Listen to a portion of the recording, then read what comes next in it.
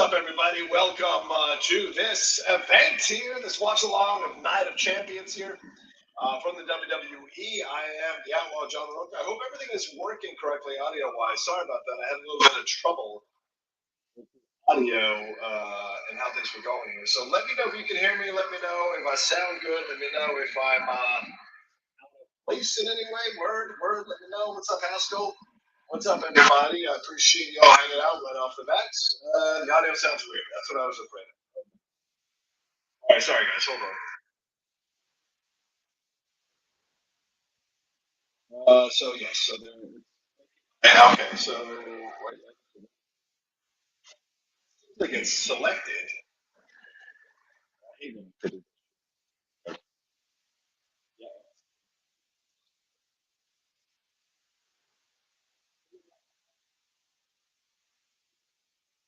Give me a second. I'll be right back.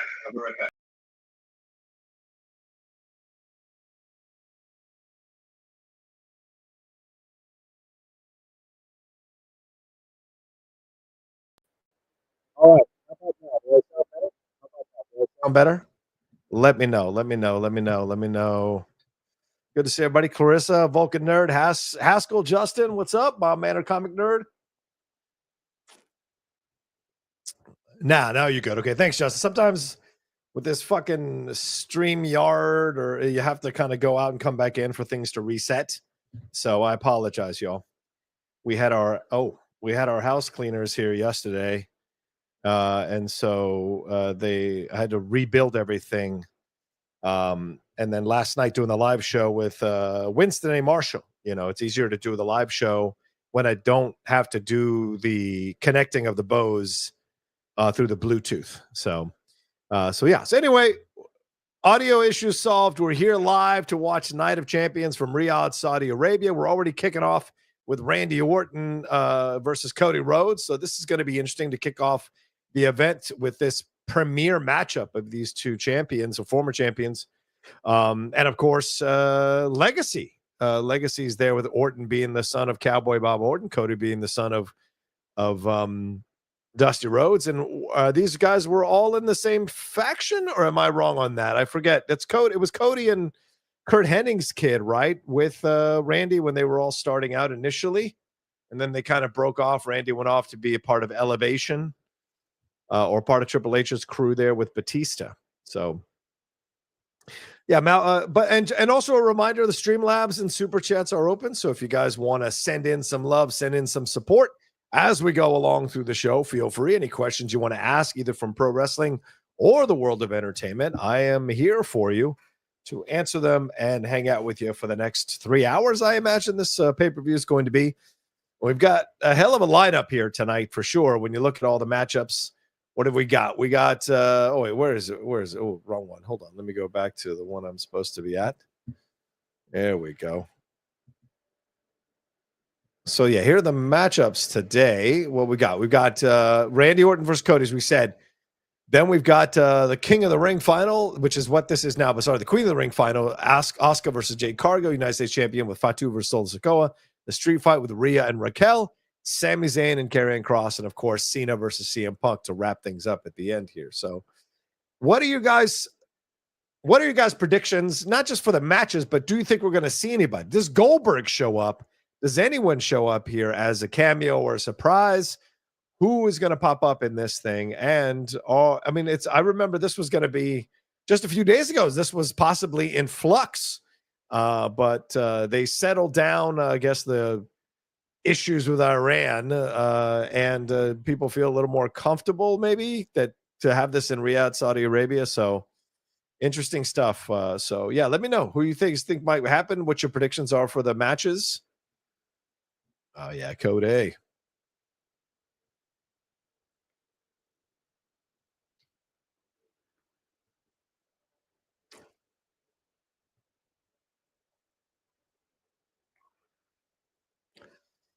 A lot of people think Cody's winning this one. And this could be where we see the first interference, right? Or maybe not. I don't know. Logan Paul could interfere. I don't think Cena's going to interfere because Cena's got a thing later on. Unless they're going to tie these two matches together with Cena interfering with Cody and then Cody interfering with Cena versus CM Punk. But of course, everybody thinks Cena is going to win that match, and logically so. They're not going to take the belt off of him in Riyadh, Saudi Arabia. That doesn't make any sense. And Punk's been amazing. The program has been fantastic. And, clearly, as I had said from the beginning, I was proven right. This heel turn of Cena's was a wet fart, a flaccid heel turn. And it wasn't until he did his version of the pipe bomb, that promo, that people finally started liking this heel turn. And so we'll see what happens, because I thought Punk's return last night with Punk Live, I thought that was fun, but it was nowhere near as good as the pipe bomb promo that Cena delivered last week. So, but it was good. It just wasn't quite on par, and using a Kendrick and Lamar diss, I think, is a little two old men talking about Kendrick and Lamar. Look, I know we did it on the Christian Harloff show, but I'm not a pro wrestler or anything. It's a different scenario and different platform, so to speak. So, and we were just talking about it. We weren't saying like using it as a diss or anything like that. So, but so I'm curious to see how that match is going to go at the end of the night. But this one is going to be fun. I mean, look how big Randy is now. Jesus Christ.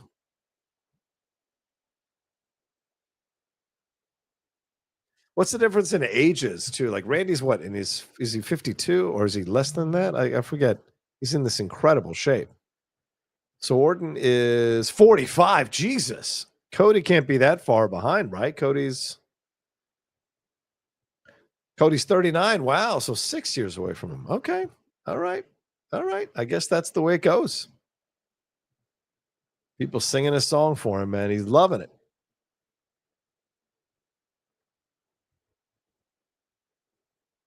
Yeah. Ted DiBiase Jr. That's what it was. Not Henning's right legacy.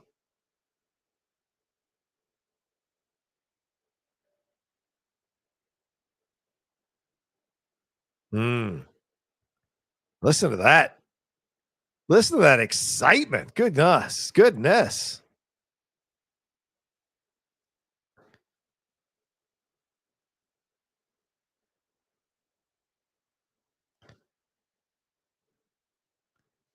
So they're clearly setting this up, right? Because, I mean, Cody's going to win and then challenge Cena, right? I mean, that seems to be where we're headed.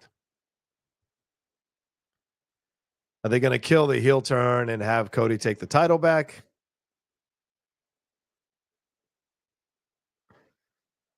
These crowds overseas are just electric, I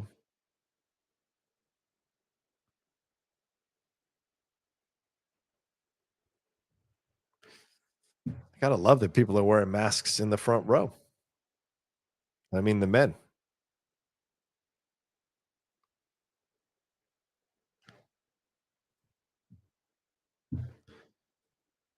Michael Cole, Wade Barrett, Jackie Redmond, Byron Saxton, Mark Nash. Okay.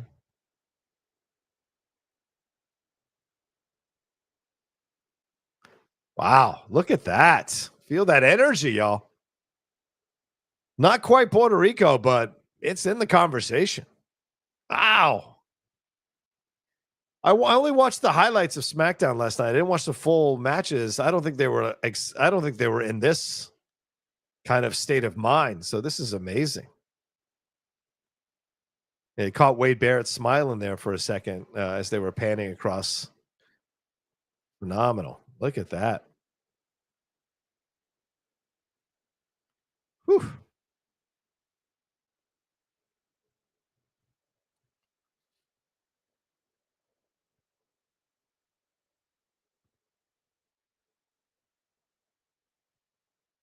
Don't tell Cole that. I have to say, I'm extremely happy not to have Pat McAfee on commentary. I have just absolutely hated him on commentary, so I'm very happy that he's not on it anymore. Whatever his reasons are, exhaustion or whatever he wanted to say, I'm just happy that we don't have it.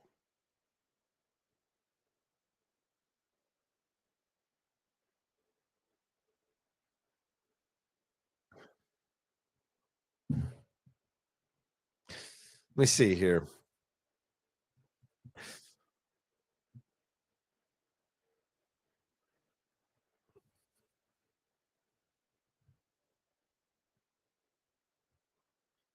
Cody's going to win because of interference with someone hindering with Orton. That's what I think. Someone's going to do that.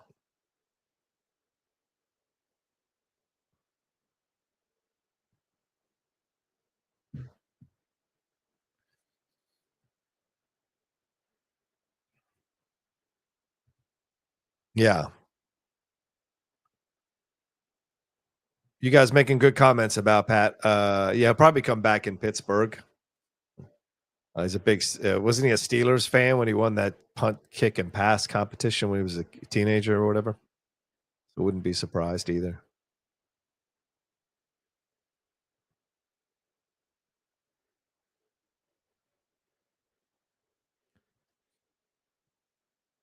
Man stud. Yeah, I don't think this goes to Randy. I mean, Randy, just like CM Punk, Randy is here to put people over, get the occasional victory, but it's and work some great programs, but he's not here to be put in the main event title pictures and stuff like that. That's not Randy's role anymore in the company. Even though there's always the possibility that he could because people like him so much. So we'll see.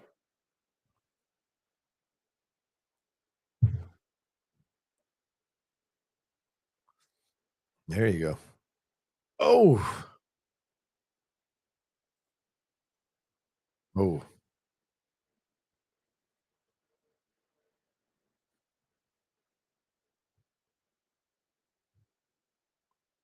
Yeah, I mean, it's a tough time right now, I think, in the WWE with some of the creative decisions, some of the stuff not really panning out the way they were hoping it would, especially the Cena heel turn. That's really kind of muddied the main event picture in a lot of ways. So other people have to kind of compensate for that. You kind of have no offense, a flaccid champion. Cena's a great, obviously a great ambassador for the sport or the sport of entertainment, sports. But and I love him obviously in Peacemaker and other things that he's done. But it's clear that this has just been an utter, I don't know, explosion of mediocrity to have him as the champion. So to see what's coming on with CM Punk is really a lot of fun with the program, but everyone else is having to kind of carry the load a little bit more because although Cena's getting great reaction in the ring, like in the arenas, they're also being they're being told to react that way. They're pumping that way, all that kind of stuff. So,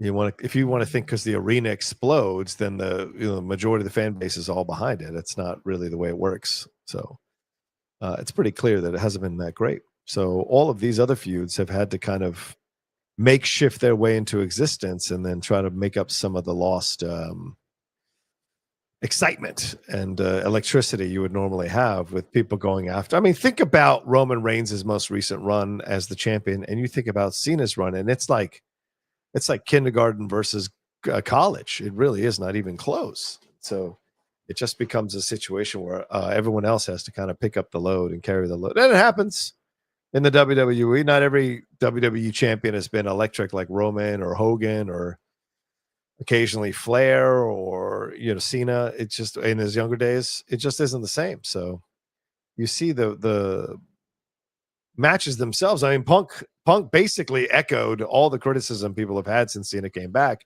in his promo, which is of course their way of being meta and kind of ridiculing it a little bit. But the stuff he was saying is legitimate. So because he is too slow. I mean, his promos have not been great. And even Cena, I think, said that in an interview this week that he heard crickets during his promo on SmackDown. And then whatever promo it was recently, and that he realized he didn't do a good job with that stuff. So, yeah. The thing is, you can't. People make fun of people still kind of make fun of pro wrestling because they're supremely ignorant about this entertainment art form, and it is an entertainment art form. But it takes a lot of concentration to be great at this. A lot. You're constantly thinking of storylines. You're constantly thinking of the shape you need to be in, the endurance you need to be in, the stories you need to tell in the ring, how you're playing with the audience, making sure you don't make any mistakes on social media or anywhere else that damages the brand or the look of the brand. There's a lot of effort that how you're eating, the appearances. There's a lot of expectations and responsibilities. Now you add into that you're someone who is trying to be in movies and TV shows and succeeding at high levels. It just takes you in so many different directions. You only have so much energy. And look at Pat McAfee. Pat McAfee tapped out. Pat McAfee's schedule is like for the whole week is like a Tuesday for The Rock. The Rock has that kind of energy to do multiple things at once. And even when he's come back, right? His match, the tag team match was fun at WrestleMania last year, but when he came back against Cena, those were not like legendary matches. So, it's just when you're pulled in so many different directions, you can't really dial into the energy fully. And Cena's been unable to do that since he came back. It's because Cena has other obligations, other things taking his time. And that's to be expected. So I get it that it's sports entertainment and you want to do stuff with Cena, whatever, but like, I also think you hurt your brand a little bit, or you hurt the sport a little bit by having a champion that doesn't look like he's a champion in any way, shape, or form.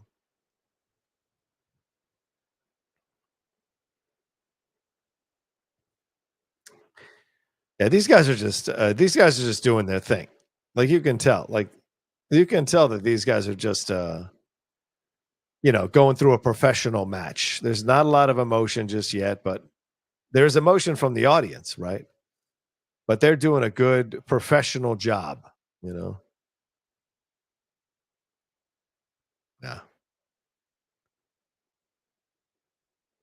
This Cody likes to wrestle these matches that kind of build. Same thing, Roman. The great ones know, like, you don't want to blow your wad right off the bat. You want to build up to the exciting finishes. And certainly both these guys are veterans now of numerous years, so they know how to kind of gauge how much to give, how much not to give during a match. So I think the other matches are going to have a little bit more excitement.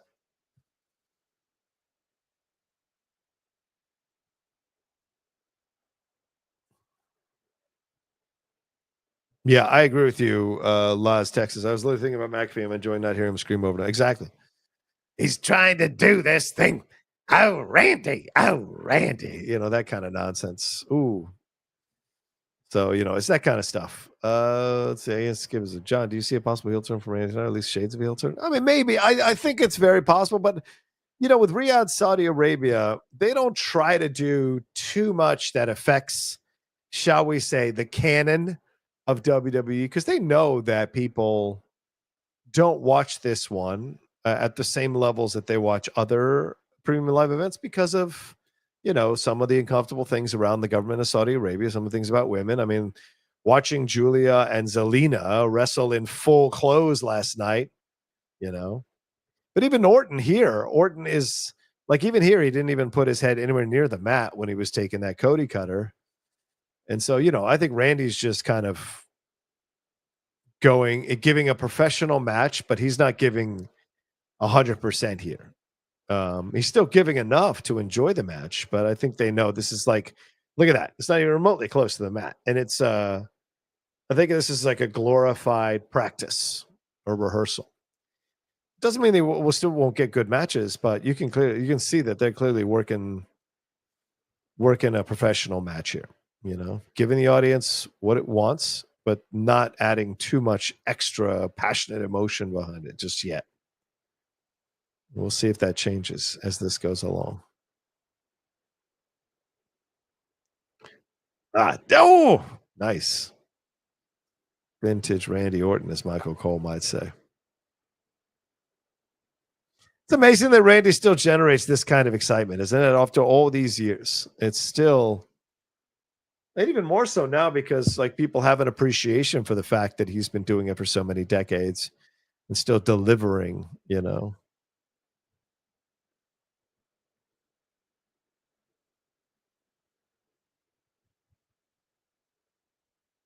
Oh, the Crossroads. Oh, is that it? Oh, wow. Kicked out of the Cody cutter and the crossroads.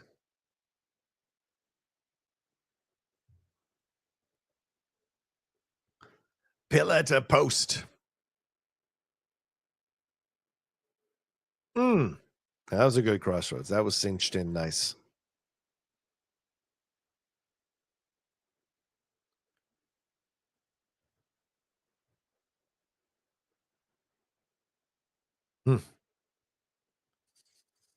Is that a cod piece that he's wearing now? I mean, have I not noticed that before? It's almost like a simulated cod piece. Oh, RKO out of nowhere. RKO, 1, 2, kick out, of course. That's amazing. Nobody expects the RKO.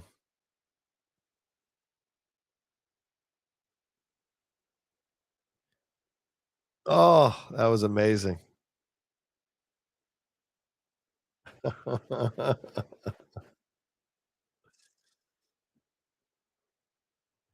What it was like to wrestle in like leather Speedos. That can't be. I mean, that's got to be a sweaty situation, dog.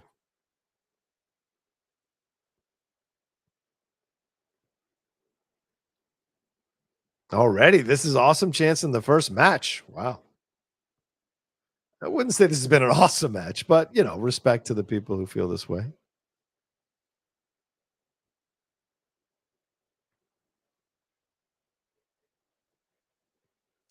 The Vipero. Here we go. Oh shit. It's gonna do the Legends kick. No, he can't do it. He can't do it. He can't do it. His heel tendencies came out for just a second. Look at him struggling with the Civil War. Hey, this could be an interesting angle where he battles himself, his instincts. Yeah, there you go. Ah! Oh.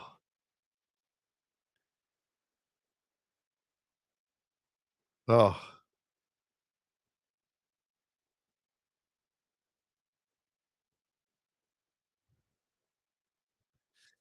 Yeah, Orton had to adjust his leg because Cody was actually putting it on.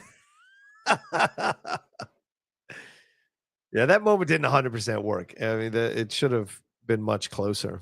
Maybe it was the camera angle, but you can tell Randy's also moving slow. Like Randy can't move like he used to either. You know, he's much more. What's that in Rocky Balboa? We're just building hurting bombs. Basically, Randy is in the Rocky Balboa stage of his career where it's all hurting bombs. But I tell you what, he can go more than Cena can go. That's for damn sure. Oh. Get me out of this, little Nate. Get me out of this. Yeah. They're hitting all the beats. This is a professional match. You know, no criticisms here. These are two veterans, and they're delivering a match that people can enjoy. But again, doesn't have that extra level of energy that separates the good from the great matches.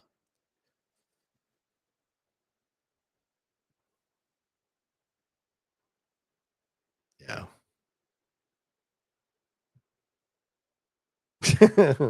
What is that? Velvet? Yeah, that looks hot as hell to wear. True. Ian says, Ism says, I find it interesting that Cody hesitated versus John. Now Randy hesitates versus Cody. Right. They're both friends, so maybe they're playing that angle the whole time, that they don't want to bring out their worser instincts. And so one of them has to break and do something kind of evil or kind of indulging in their worser instincts. And then that's going to maybe take this match to the next level and add that extra electricity that I've been saying is kind of missing here. So we'll see.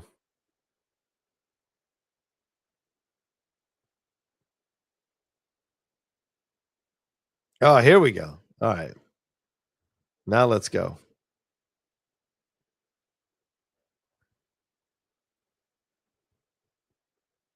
Oh, RKO! You saw it coming. 1, 2. Oh, Cody! I think in these moments, it's good for the referee to like take a little bit of time to get into position, because then it adds more to the believability of him kicking out of something such an immense. And even there, right? Look how Cody just lays on his shoulder. right? He doesn't go all the way down. They're both protecting each other, which is totally fine. Look at that.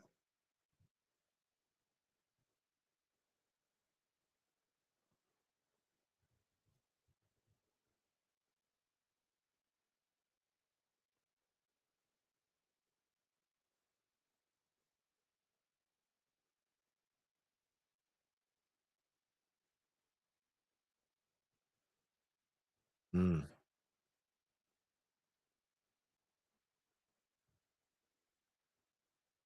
Oh, here we go. I was gonna say, isn't this DQ?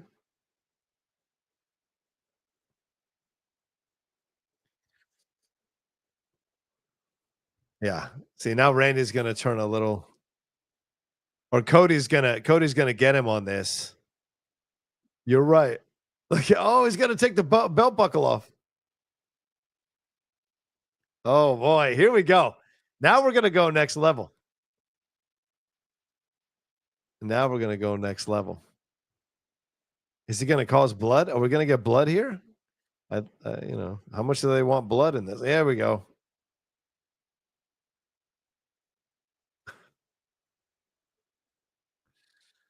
It's gonna come into play, isn't it?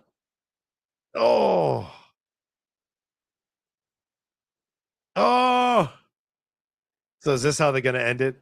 Yeah, there you go. 1, 2, 3. There it is. All right. It's a good professional match. Like I said, they're going through the motions, not without, some feeling, but certainly not that extra feeling. And so this is like a glorified house show match, the way it worked out. And it was Randy getting bit by his own attempts at trying to cheat. And this may be where when he all asked me if he might go heel, this might be the thing that starts the process here, because he got bit by his own attempts to try to go a little dirty. So will that be an issue for Randy? Does he turn on Cody here a little bit? So yeah, so this basically now Cody's going to take on Cena, and will he defeat Cena and end this like lame heel run? We'll see. Then again, this could be setting up a heel turn for Randy, and Randy interferes with the Cena Cody Rhodes match, costing Cody the title, which may respark this feud and delay this, giving him the title back again until WrestleMania. Because you don't really have a top face right now. It's just Cody. There's no other kind of big top face right now in the WWE. So it would make sense to just, kind of give Cody the title again at this point.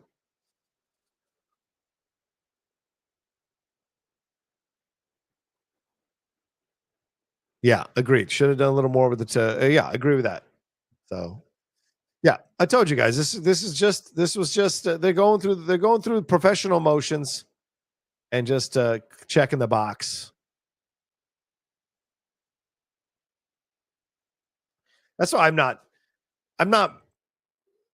gonna be upset at any kind of lame ending or any ending that doesn't work, because it's like this is not supposed to be like WrestleMania or SummerSlam or Royal Rumble. Oh, both of these guys are in the ring, huh? Nick Aldis and Adam Pearce.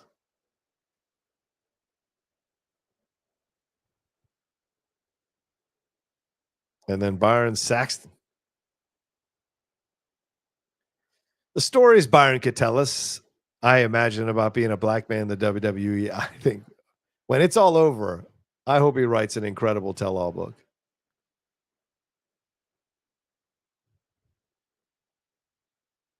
Listen to the boos. People are really in Randy Orton's corner.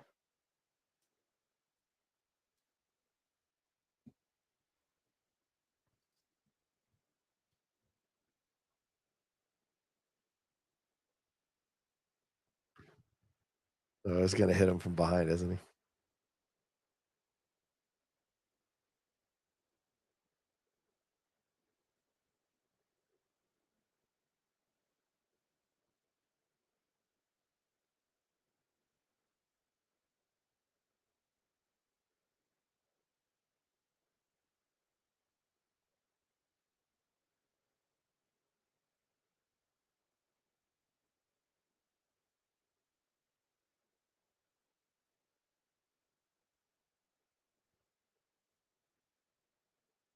Yeah.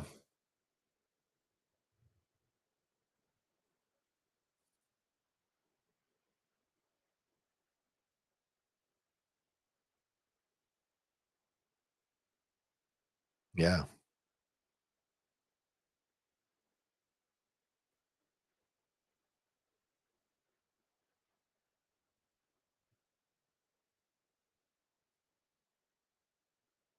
There you go.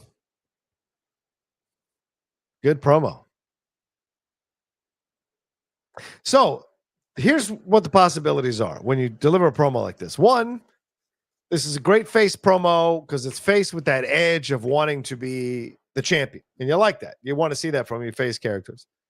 The other way that this promo could go is that Cody has now kind of expressed pretty loudly that that's his title, that they're holding his belt. That's slightly heel talk.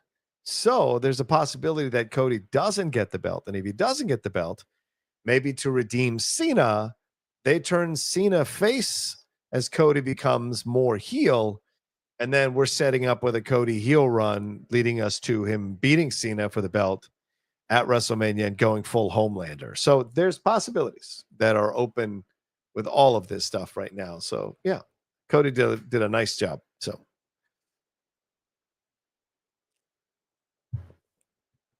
exactly. WWE title corrupts all. Absolutely, MD Fanatic. We've seen it. So yeah. Jonathan Coachman has even better. Oh, I know Coachman does, but Coach has always been a little bit of a. I haven't always been the biggest Coach fan, so you know he's a little bit of an opportunist. I don't get that off Byron Sexton rather. Oh,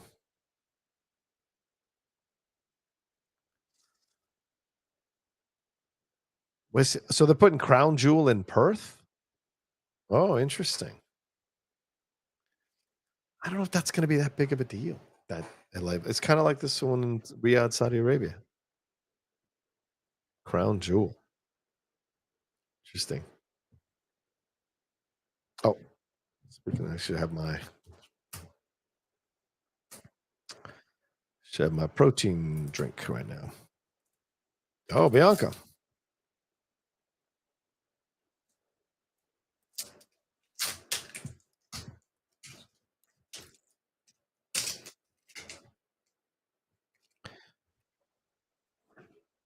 There's literally nothing but dirt. What are you talking about? One of the most beautiful. Wait. The Street Profits.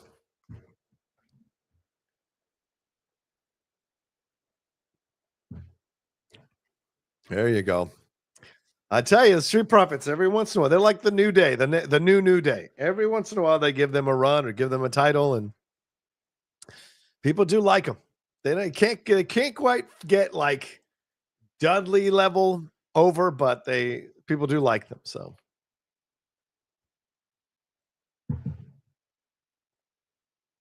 Pittsburgh.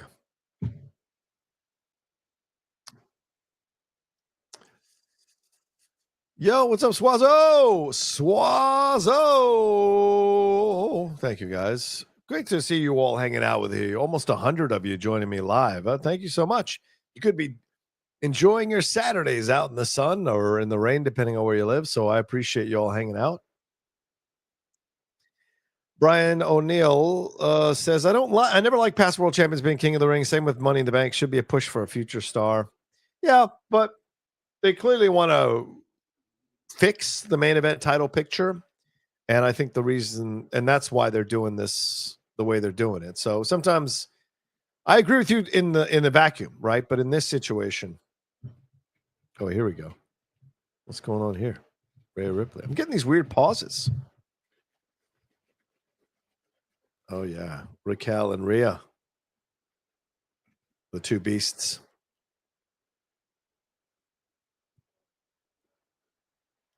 I think it's funny that they're playing this up.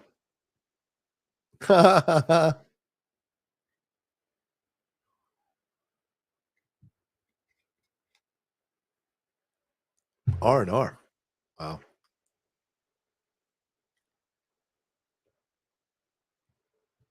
You know, we got bad blood. And this is all happening because Liv got hurt.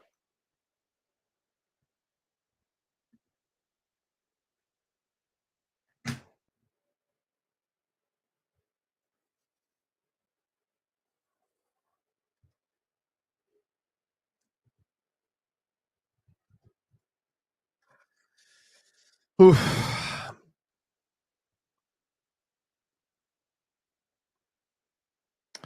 They keep saying, yeah.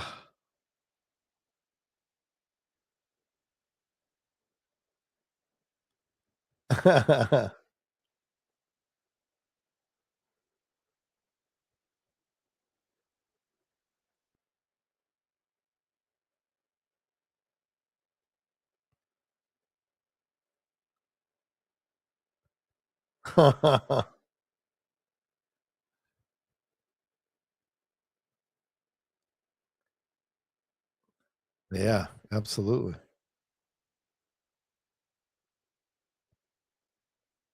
What? Was that Spanish? What kind of Spanish was that?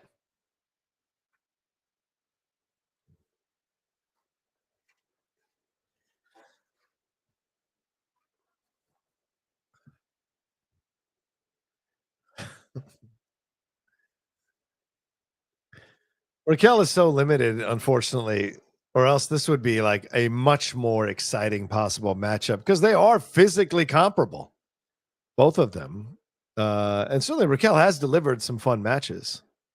Ooh, but there it is. Yeah, she's powerful. She's strong, but it's the little things that Rhea does well in between the big power moves that separates her and makes her one of the great ones. Oof.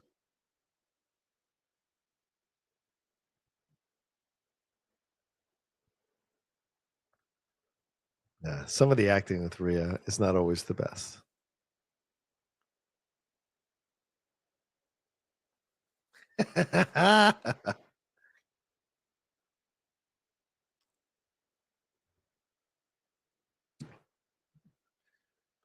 And literally no one thinks Raquel's going to win this.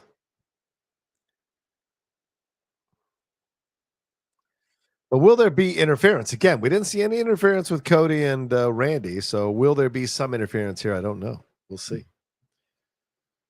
Boom. Here we go.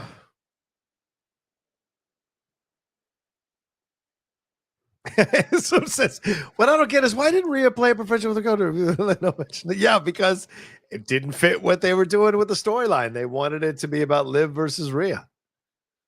And now it fits the storyline. So now we make a big deal out of it. They got to sell these things when they're, because they're having to think on their heels because of the Liv Morgan injury. La más ruda. Yeah, they got to wrestle all covered up, the ladies, unfortunately.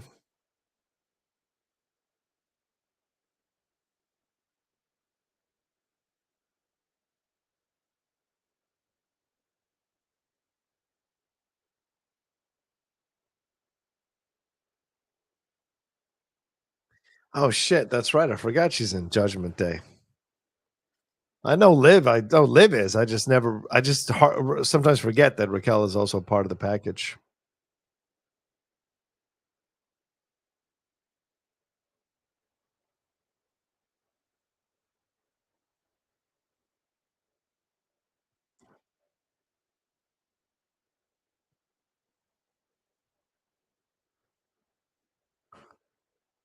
Yeah, I read in some of the dirt sheets that they're not going to strip them of the titles, and they're just going to keep them, in essence, on Liv's resume until she comes back, which I think is that makes it even more obvious how little these tag team titles for the women's division means. They have never respected the tag team titles. They've never booked those titles in a respectful way. So if they leave them on Raquel and Liv until Liv comes back from injury and make up some excuse, fine. It's not a big deal. They should absolutely let other women vie for it who are coming up, but who cares? Like, it's not about those belts. It's about the top singles belts for sure. Because they've never done anything to build up the tag team belts. I'm your mommy. I love the Joker makeup, or was a little bit of Joker Harley Quinn makeup. What do you guys see here? Am I wrong on that? Wow, 31-3 in one-on-one matches since 2022. Oof. But that's probably not including house shows, right? That's all just probably Raw, SmackDown, and premium live events.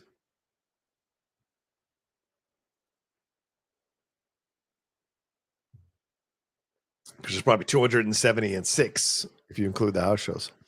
Oh, the Crow. Yes, good call. Good call there, man. Yeah, the Crow. I'm in with that.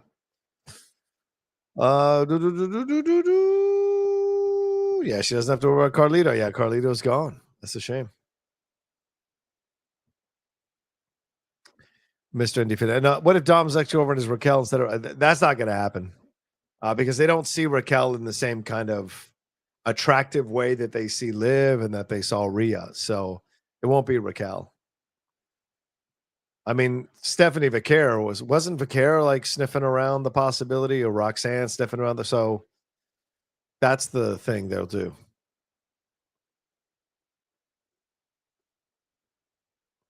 There's nothing against Raquel, of course. I'm just expressing what they probably think.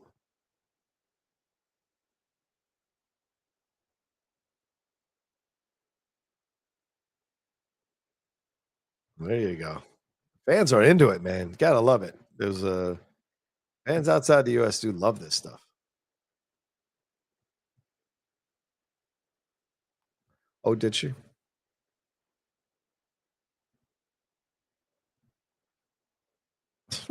I mean, that's so funny. They do these pundits as if they're legitimately saying their feelings instead of just being pumped up with opinions to say on the air to promote the product. It's hilarious to me. Tell us, Jackie, what you really think about it. Oh, wow. Just seeing some of these trades that have come through in the WNBA today. Wow. Surprising. Anyway, let's get to this matches.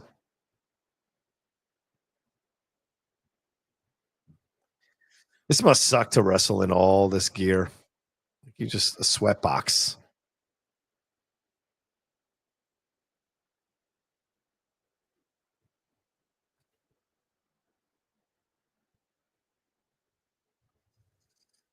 Yeah, that's the thing with Raquel is that she's not more fluid as a wrestler, more fluid in her moves. She's much more of a, you know what I call it, like I don't know, just less fluid, I guess. A little more of a stiff mover in the ring, I guess. And look, I mean, she's physically bigger than Rhea. A lot of people, think like Rhea is like on the China level. Raquel is bigger than Rhea. I don't know about stronger, but she's certainly physically just as or slightly bigger than Rhea. Oh,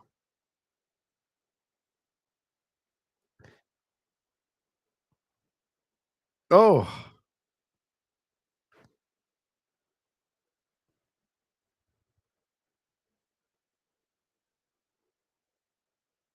oh,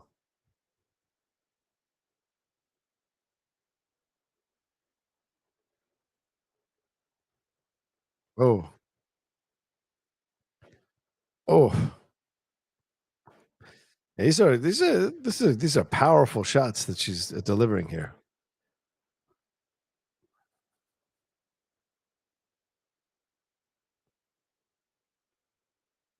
Ooh, wow.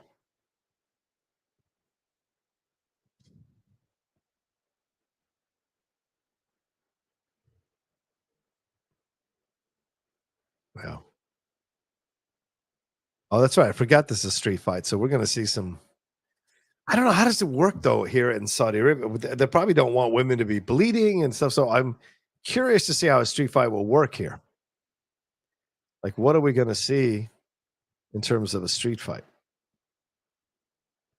Where are we going with it? You know? Oh,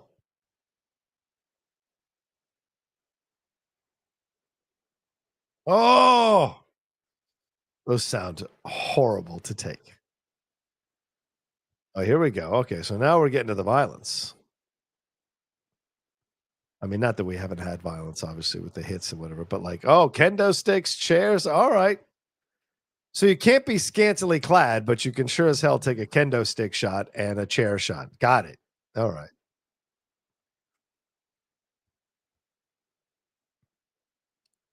Oh, goodness gracious. I mean, I feel like the leather helps in that moment. Look at him. I like that. He's like, I like how he's. Why is he covering himself? What is the kendo stick going to explode in his eye or something? What's he doing? He's coming from the Aubrey Edwards School of Refereeing, where he makes herself part of the match. Oh, come on. Oh, my God. That's such a terrible spot.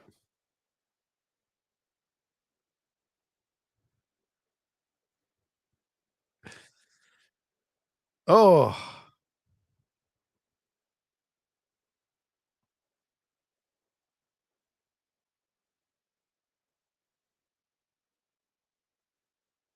Oh.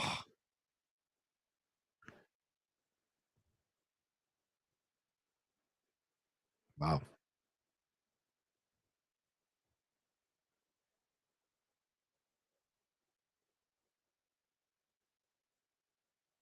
Oh, we're going to tables. We're going to the freaking announce table already. Oh, is she going to put her through that?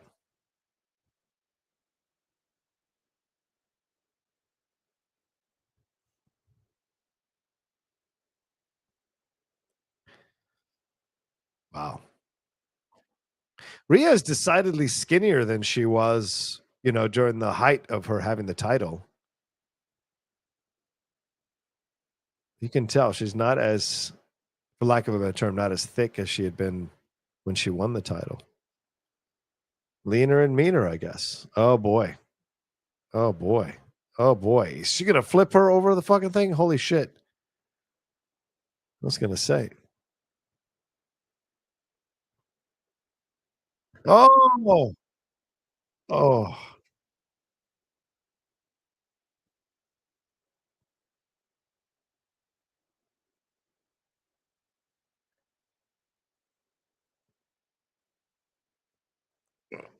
Oh. Oh my god. Holy shit. Oh. Man, that is such a dangerous fucking move. You should make sure like all the chairs are gone out of that area, all the ring bells out of that area. Still, you can still hurt her by like holding on too long or having her head hit wrong. That is such a dangerous move. Look at that. Oof. Yeah, she could even hit her on the edge of that table in accident and paralyze her. So it's it's be quite dangerous.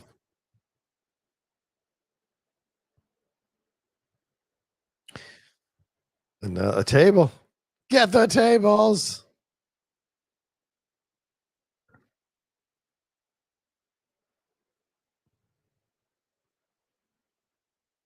There we go.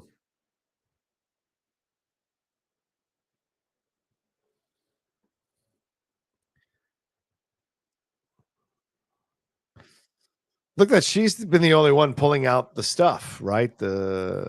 We see her at the table. We had the kendo stick. Like she's the one that's been pulling out this stuff and wants to damage her. The chair.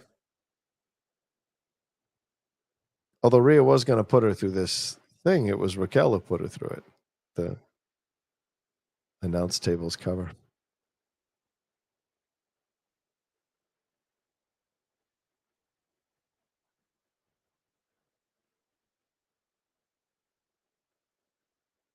Wow.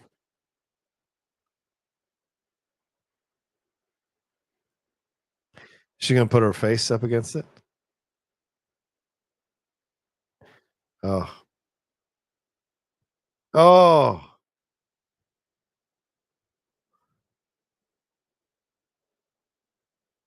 Wow. Uh-oh. Can you simulate taking off a piece of your clothes? Is this a problem in Saudi Arabia? I don't know. She's gonna whip her. Oh my god. Oh! I don't care how old you are. A spank is a spank, and it fucks with you. Oh, goodness gracious. That would jump in the ring too. Oh my god. Oh! Although maybe wearing that all leather outfit helps, or spandex outfit helps, whatever that is. Oh, oh, oh!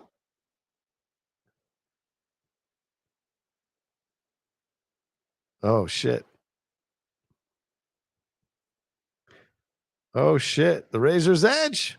Oh, oh. Is that it? No. Two. No, I was gonna say someone's got to go through that table first.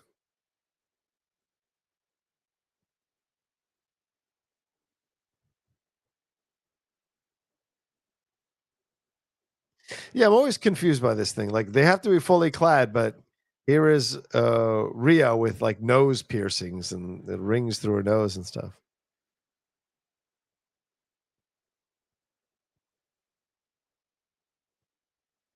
Oh.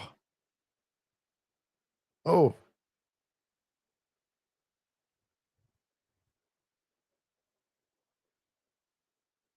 Wow.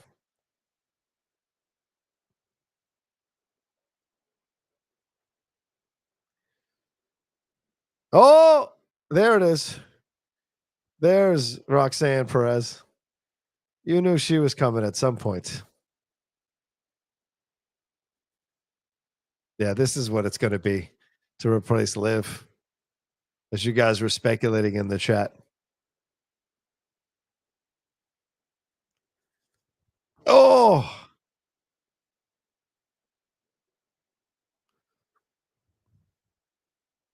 no. She's trying to. Oh,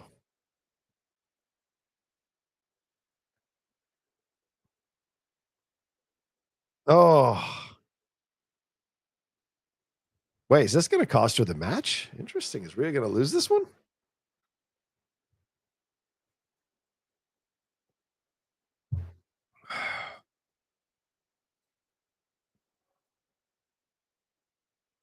Yeah, I wonder if Raquel, is this a red herring or is this going to be the issue?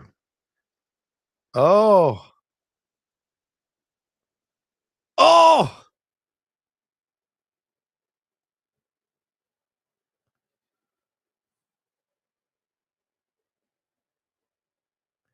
Uh-oh. Hey. Yeah, very unnecessary. Cole, you of all people. How dare you? Oh, goodness. Oh, my Lord. Oh, no. Oh, the corkscrew. Oh, wow. Oof. Oh, my Lord.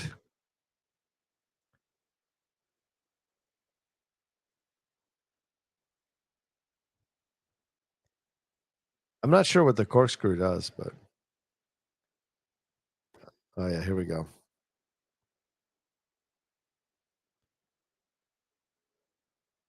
Oh, oh, wow.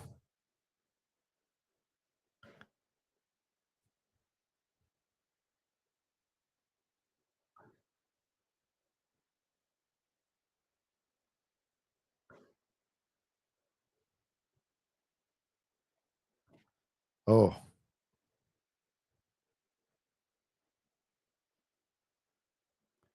what the hell are they going to do in this one? How is this going to work?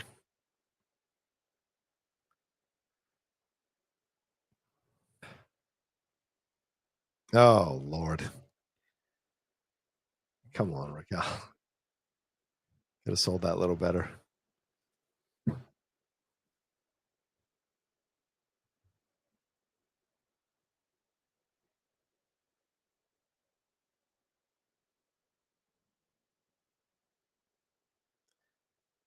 Oh, man. What is she going to do? Is she going to take her on top of the thing? Oh. Yeah, this is a pretty tame street fight, to be honest with you. Even though there've been a couple of spots, it's kind of tame considering. Oh my goodness! Wait a second. This is super effing dangerous. Holy shitballs! Is she gonna riptide her off the table? Fuck! This is scary. Oh, that's a lot of faith. Nice. You got to have a lot of faith. You got to have a lot of faith in your opponent that they're going to be able to lift you up and put you in the right position so you land there. So shout out to both of them, because Rhea did nail it, and Raquel certainly handed over her trust to her.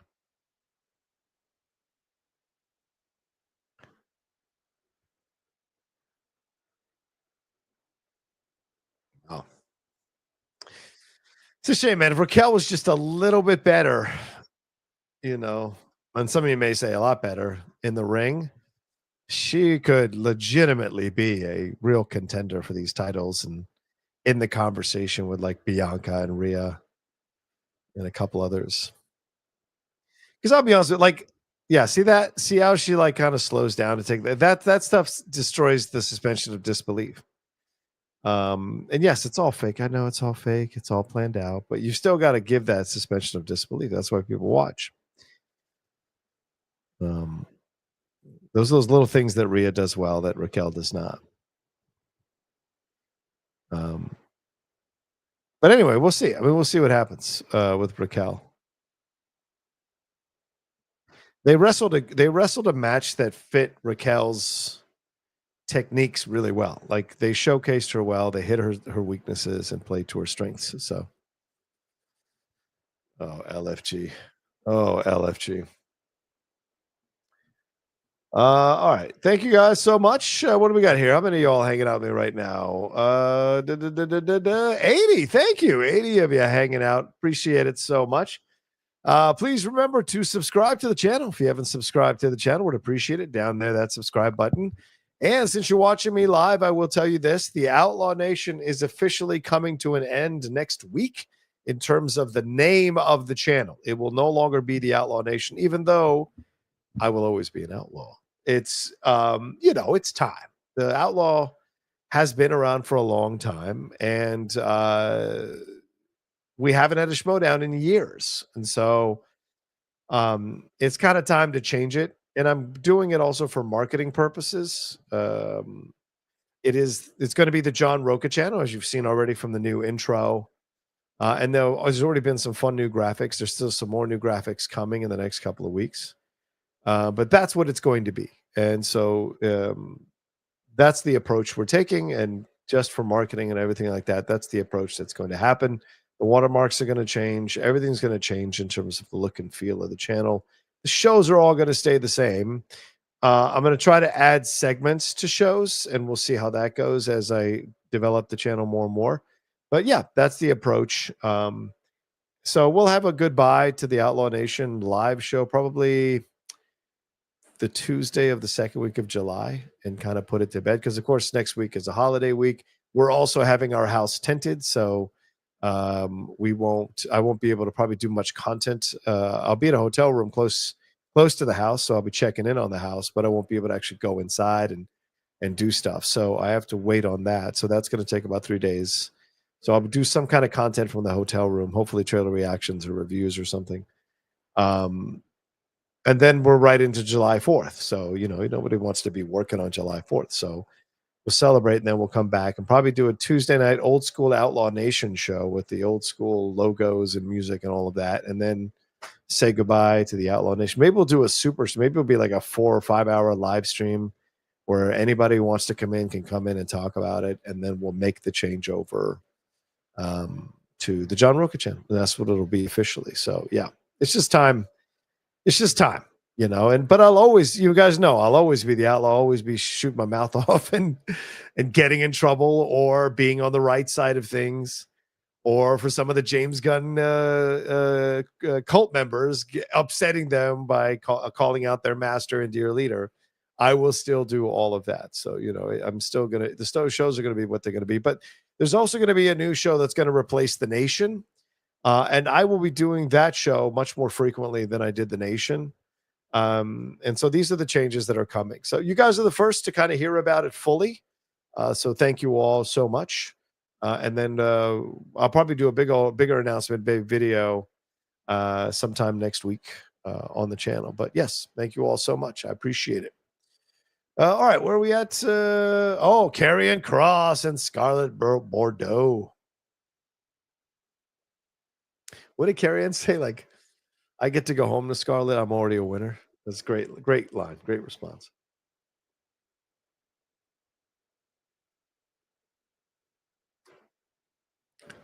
Oh, wait. You know why this? How many more matches have we got? I need to get some gum here. Yeah, Mr. No Bump. Yeah, exactly. All right. So we have, okay, so we've gotten rid of Randy and Cody. We just did Raquel and Rhea. And this is Sami Zayn versus Karrion Kross. So they're getting rid of the kind of, you know, matches that they wanted to start out big. Now they're getting rid of the smaller matches.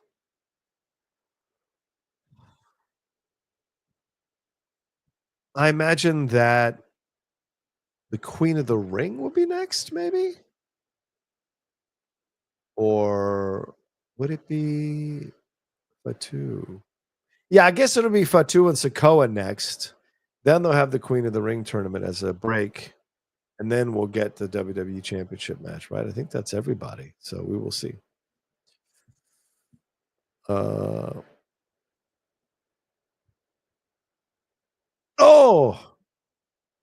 That's a great punch from Sami.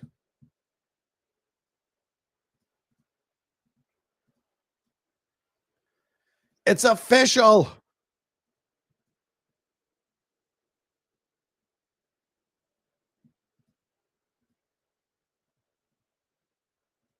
Yeah.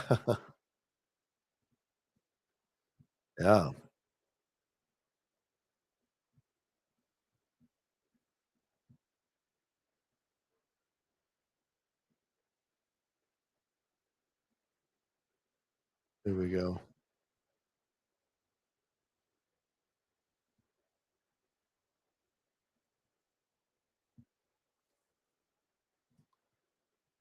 Karrion Kross is complete. Oh! Whoa! Oh!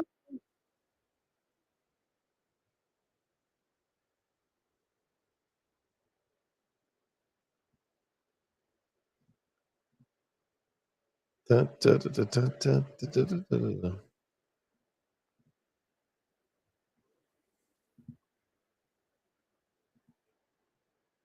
Whoa! Whoa! Whoa!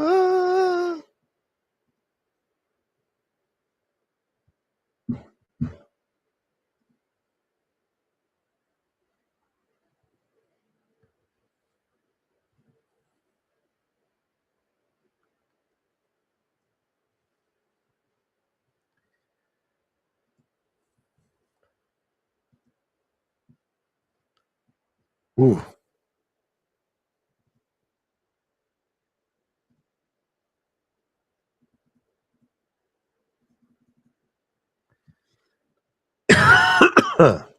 What do you guys anticipate for this one? Anything much? Like, are you guys excited for this one? Because Karrion, a lot of people have been pushing Karrion, but Karrion hasn't necessarily gotten over fully. I know Christian has been a big fan of his because of being interviewed and all of the Matt Serra show, but like all this push and desire for a push and all that, it hasn't really led to much since that. I mean, he did that promo where people were like, "Oh no, he's really gotten himself in trouble with Triple H," but nothing really came of it. So, what is it going to lead to? So, this is just going to be a fun little match, I imagine. Thank you, Darren Lee Wright. I appreciate it, Darren. It's always good to see you. He says, "Been here since day one. Whatever the name is, I'll be supporting each of your show. Brings something different, and look forward to your continued success." Thank you, Darren. That's very kind of you. Appreciate it, brother. What is Vishal doing? Randy Orton? That's weird. All right. All right. Let's make sure Vishal. I'll let Vishal. If it's not a bot, I will take this out. So. Do, do, do, do, do, do, do, do, do. And a bowler hat. Here we go.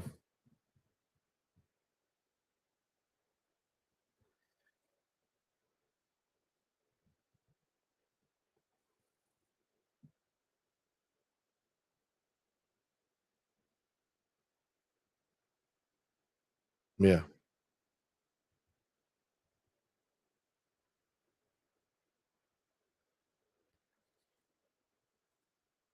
Mm.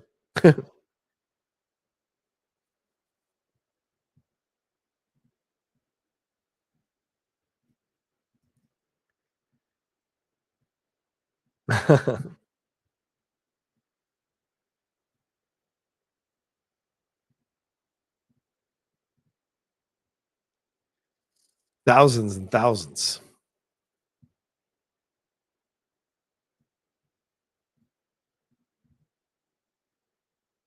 Right.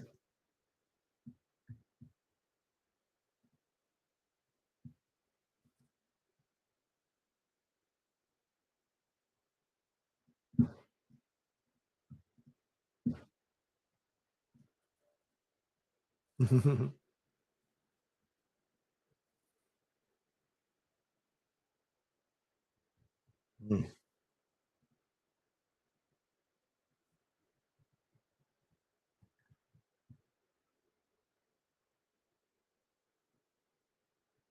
Ooh.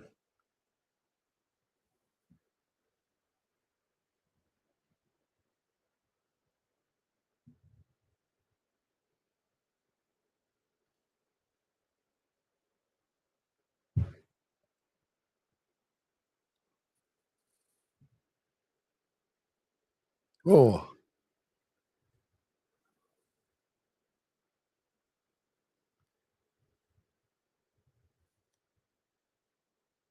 The thing with Karrion is the same kind of stuff. Like Karrion is obviously a good wrestler, but there is just a little bit of stiffness to him that at times is a problem when you're watching him as a wrestler. You know, and those are the things that kind of fans kind of lean into.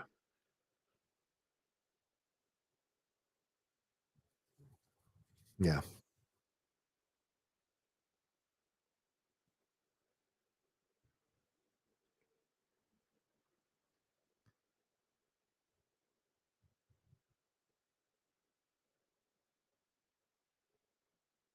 You have to wonder like what she's actually saying to honey, we're getting chicken tonight.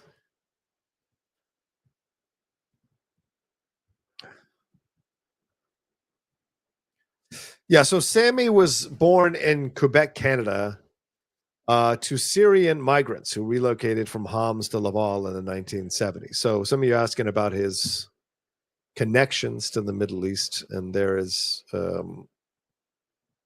that is part of it there as well.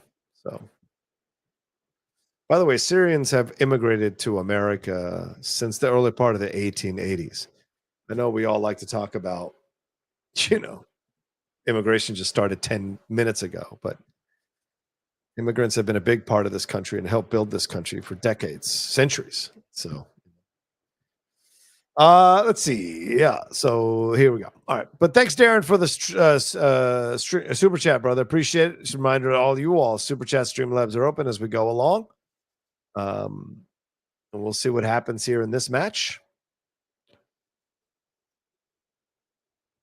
Oh,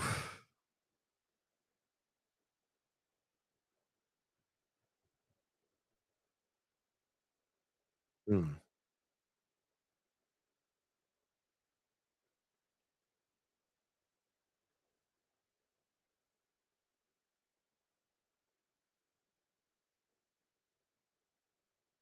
Mm.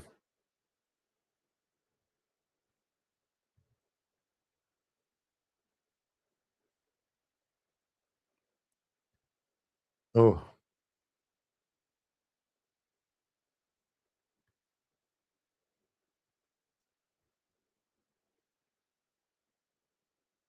yeah. What is she doing?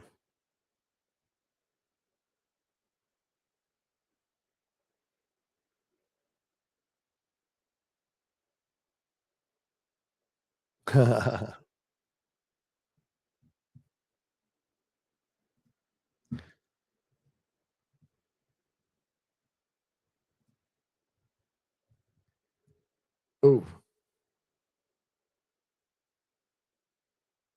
oh, wow! Clamoring, a clubbering blow. Mm.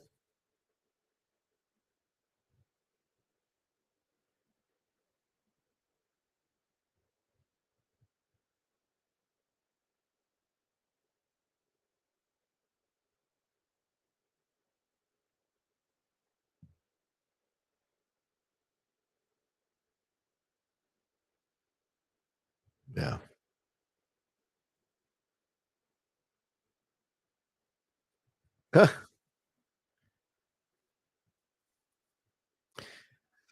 Oof, a fry short of a Happy Meal. I think this product goes next level as soon as they find a young, up and coming announcer who's going to finally replace Cole.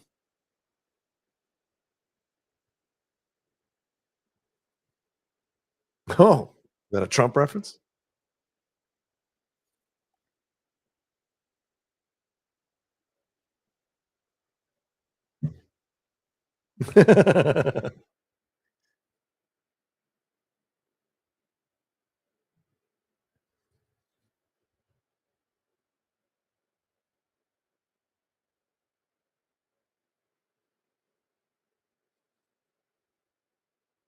Oh,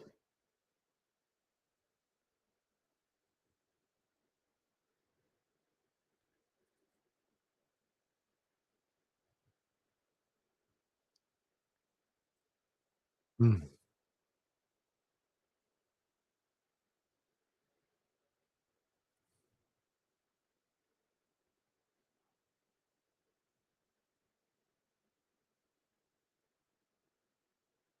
Whoa.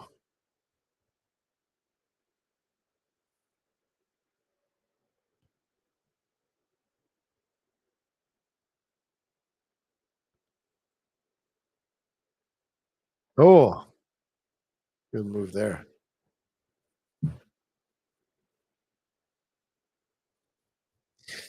I really don't know who wins. I mean, like, it seems like Karrion could use the victory, but is it really going to take him over? Because, I mean, I don't see the audience reacting that strongly to him one way or the other. Sammy's clearly carrying the bigger reactions, obviously, because he's been the star for much longer. But, like, with Karrion, I don't know that Karrion winning this puts him, in another echelon or helps the push fully. So, I'd be curious to see what decision they make. But I do think if he loses to Sammy, it's like, well, what kind of a push are we talking about here? This is pretty much over. So we'll see. What's up, Draws?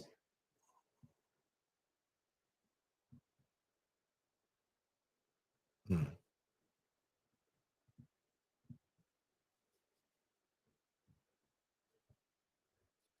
Mm.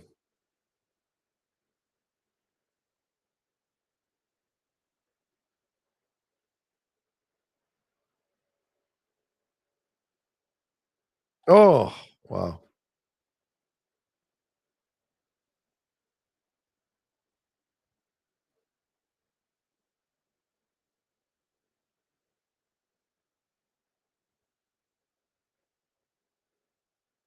Mm. Oh, boy. Oh, oh. Mm.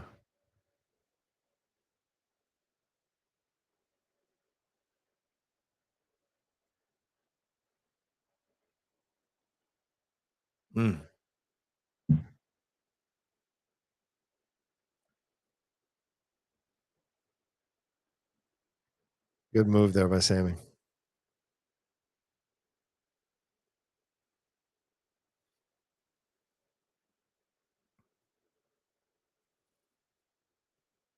Oh, there you go. Talking the moves over.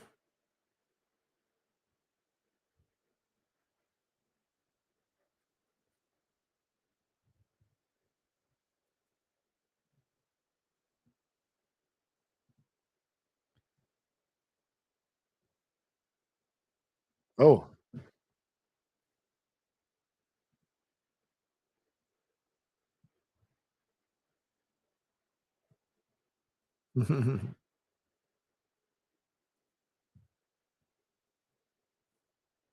Truman suplex the clock. Is that what he said?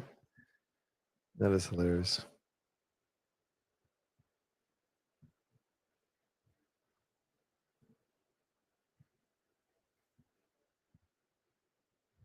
Wow.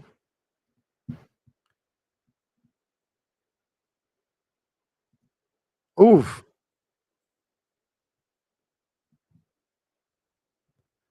Wow.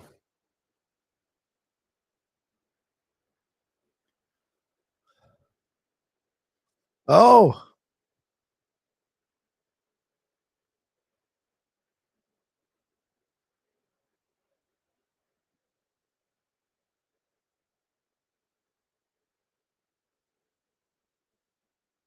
Wow. Oh. Oh, wow.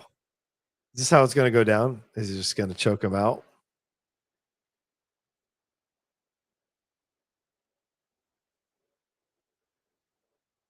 Oh, wow. Interesting decision to go this right. Uh-oh. Oh.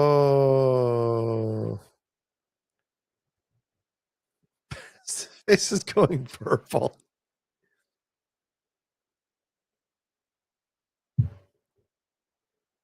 Nope. He's going to throw that hand up. You know, he's going to pull the Hogan.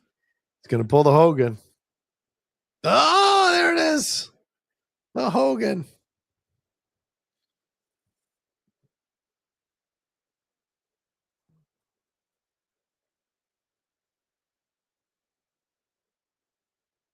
Oh. Oh, oh, oh.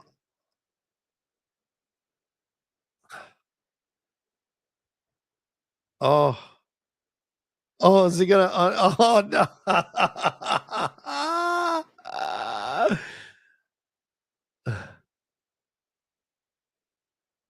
Oh, nice.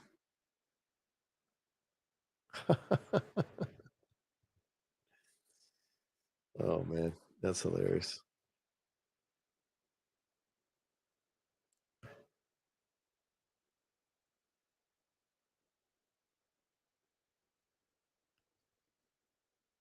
Mm. That's assuming like Karrion stiff as well. Oof. Look at that. Doom, doom, doom, doom, doom, doom. There's no excitement in that. It's just a plotting Frankenstein sometimes. This is what keeps him from getting next level, I think. He just doesn't have that kind of. Oh, the haluva kick. Woo. 1, 2. Oh, Sami got the W. Wow. Thanks, Karrion, for the recent comments and promos and everything, but we're going to give the rub to Sami. Wow. Well, I imagine because Saudi Arabia, it makes sense. So there you go.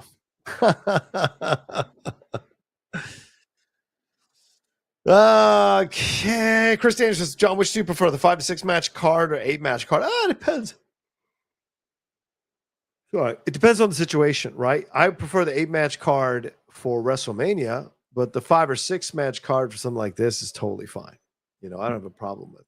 Oh, Sorry about that. My internet is going in and out today, rather. So weird. So I don't know why.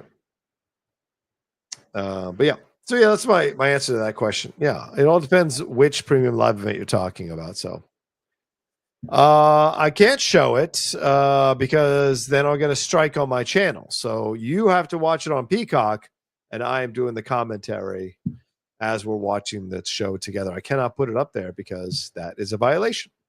So all right. Well, I'm going to take a quick break, y'all, and I'll be right back in like a minute. I'm going to leave the screen kind of up, but I will be back in a minute. I'm just going to grab some gum and a refill on my drink, but I'll be back in like 60 seconds. All right. Thanks, guys. Let's go.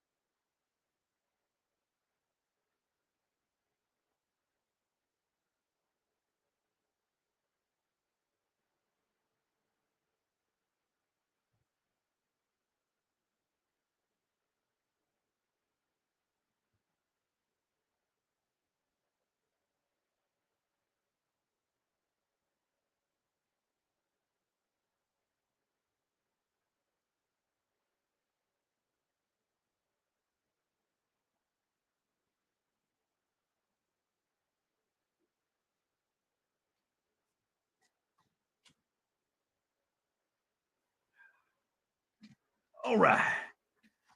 We are back. All right, where are we at right now? Perfect timing. We're back. WrestleMania. All right, time for some gum for me. Sorry, y'all.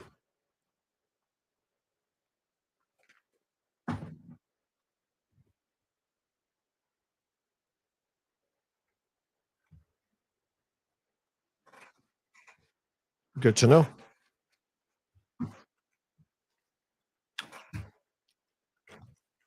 Oh.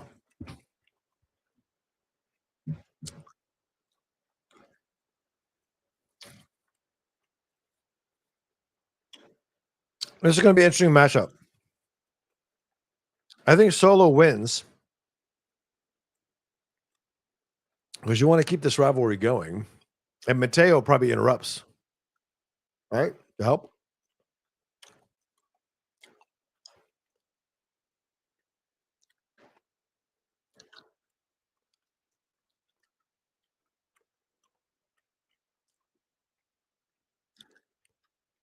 Uh-huh.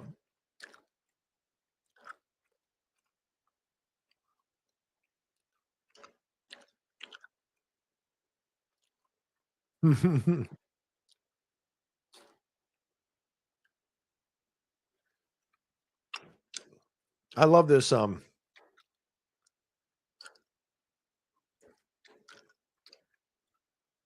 Yeah, Mateo.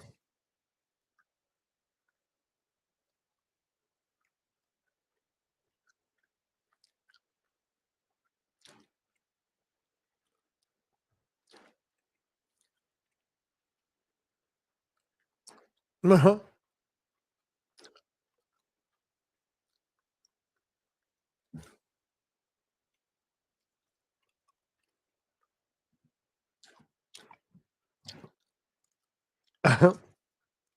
Oh, I remember that one.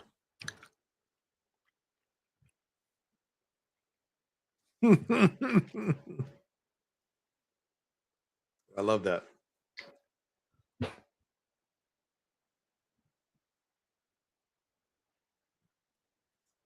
For those who don't know, JC Mateo,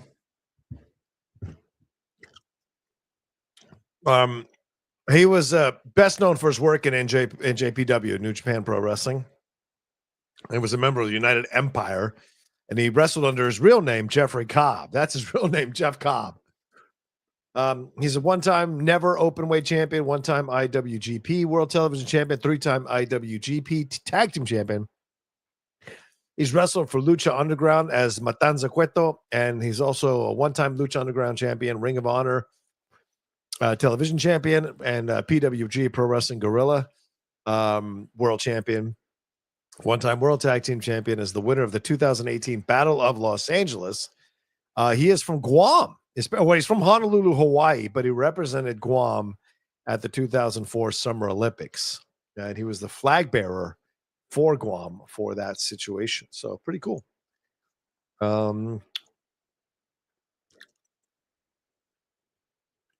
Yeah.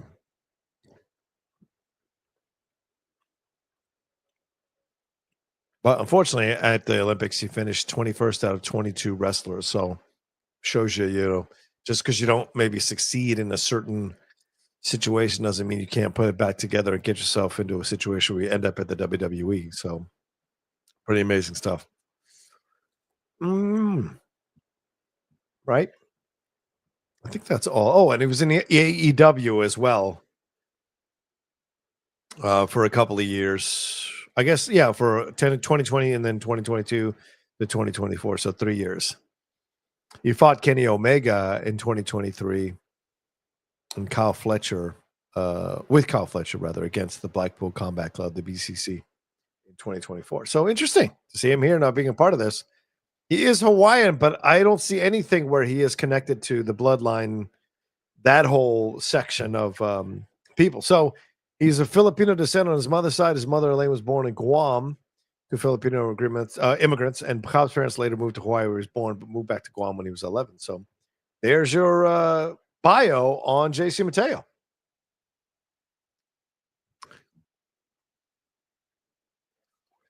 Will Jimmy interfere? Because Jimmy interfered on Fatu's side recently. Not Fatu, yeah, Fatu's side recently. So will he intervene here and maybe cost the match or help him win the match? Or maybe hold off JC Mateo? We will see. But this is not where you end the feud in Riyadh, Saudi Arabia at Night of Champions. You got to end it in a more spectacular way down the road. So I got to say this. I've been liking the much more vocal Solo Sikoa, the playful, joking Solo Sikoa. He's delivered better promos in the last, 6 months than he delivered in the previous 2 years he's been doing this thing. So it's been great to see him open the door to, or the WWE open the door to him being a little bit more out there. And you see his kind of natural personality coming through, which I think works so well. So I've been enjoying it. Oh, thank you guys. Let's see here. Black Mamba 17 says Fatu so ungrateful. Let's go solo. Tama return. Oh yeah, Tama certainly can come back. Great points. And Ed is telling, Jess Boy's telling me, John, they announced Survivor Series November 9th will be in San Diego. Woo! God, I kind of have to go, don't I? Maybe me and Kevin Smets will go. I'll reach out to him this week and find out if he wants to get tickets together.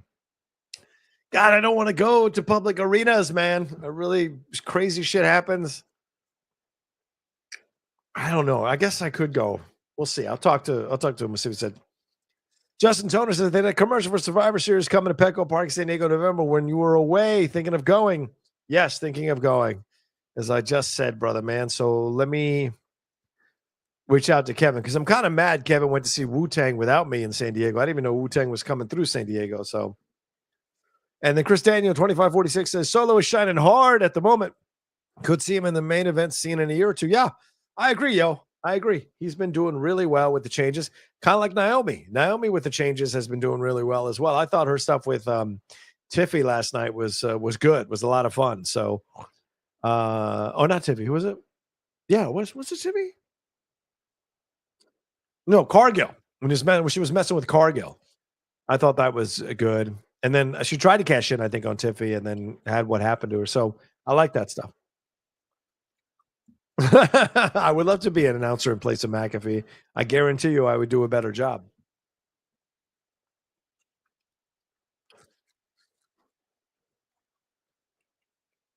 This should be fun. I hope this is a fun match. And both of them kind of let their freak flags fly, and we have some good stuff. Because listen, Solo is not wrong. Fatu is a power wrestler. There's not a lot of nuance. There's not a lot of stringing together of moves in his wrestling matches. He's about the power moves. So can Solo teach him a little bit of a wrestling lesson and then get a little bit of help to help him win? Is it for the title? If it's for the title, then I don't know who wins next. I guess I don't think you want to give Solo the U.S. title right after you gave Fatu the title here recently. So maybe there'll be a disqualification. And so he keeps the title, but Solo still inflicts a beating on him to continue the program. You know, that's probably what happens here. What do you guys think? Let me know what you guys think. Naomi's getting destroyed by the crowd. Of course, they turn on black women. All the European crowds, the foreign crowds, they turn on black women, man. The way they turned on Bianca in Puerto Rico, I was ashamed. I was so fucking ashamed of that, man. And seeing it happen in Saudi Arabia, there's just so much hate for black people in the fucking world. It's so disgusting to see it happen. And especially from people of color who receive hate themselves from other people around the world. The cognitive dissonance on that kind of stuff is just astounding, utterly astounding. But you know, I think black people just intimidate so many people because there's the intimidation, the racism is always born out of jealousy and a feeling of inadequacy. You know, so it's so frustrating.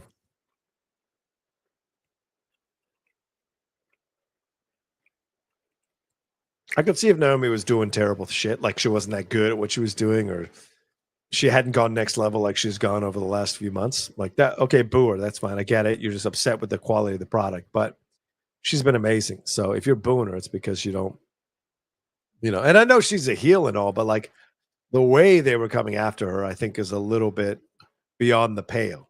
I guess that's where I should have led with that. Felt like it was a little bit beyond the pale than it would for a heel, a normal heel. Shut your ass up. Yeah.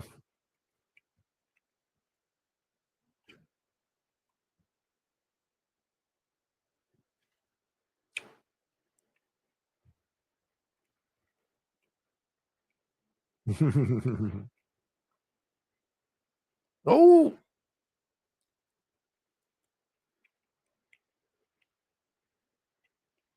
Oh. Wow. He said, guess so.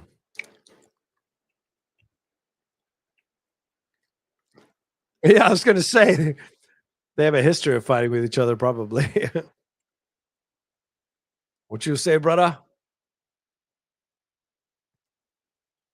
Oh, see, this is where I think Solo could really kind of add more layers to his CV, his resume, is to kind of outsmart Fatu and maybe even leave him with something to think about. Like you can rattle Fatu's confidence if you're a little smarter than him in certain ways. And I think that could be an interesting nuance to take to the back and forth between the two guys. What's it grabbing under the oh?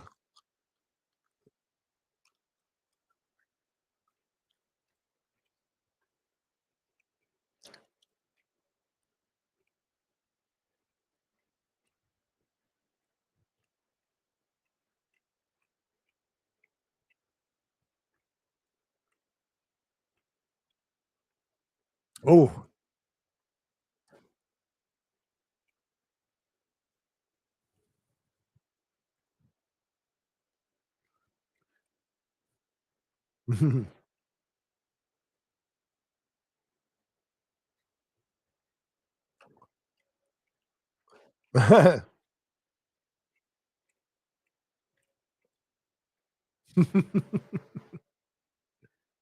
Oh,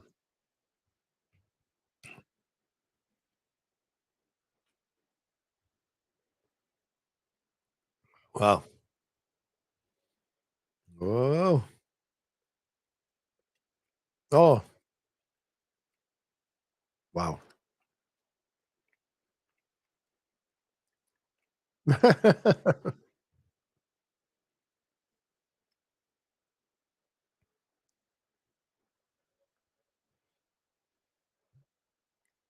That's true from Roman Reigns. Oh.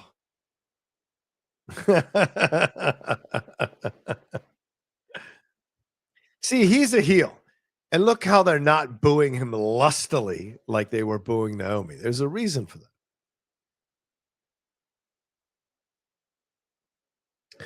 And I wonder how the Asuka Cargill is going to go if they're going to boo Asuka. I mean, Cargill, rather. Be curious to see how they react to Jade Cargill, which is, I think, the next match.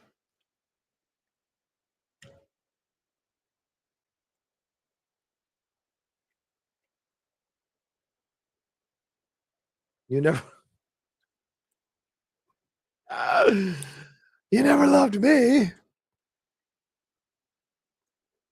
Why couldn't you love me?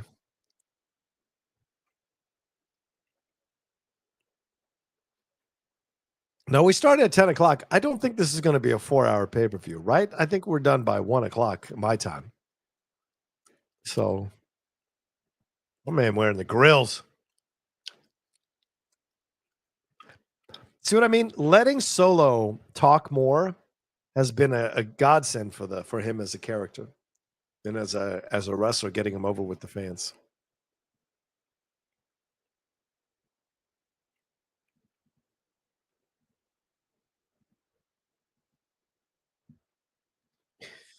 Jeff Baich says, "Love Solo's work. Feel they did him dirty a bit post Mania 40, but he's getting it all back." Yeah, 100%, 100%. Said Solo has channeled his 2003 Hollywood The Rock. Maybe. No. No.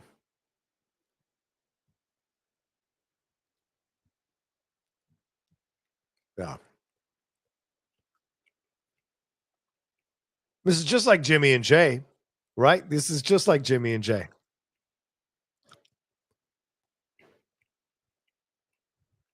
Or Roman and Jay, right? Roman was when he was saying to him, like, I took you in. I made you a success. Oh, Lord Almighty. Oh my God. Wow. Whoa. Oh. Mm. He is such a beast. Oh. Wow.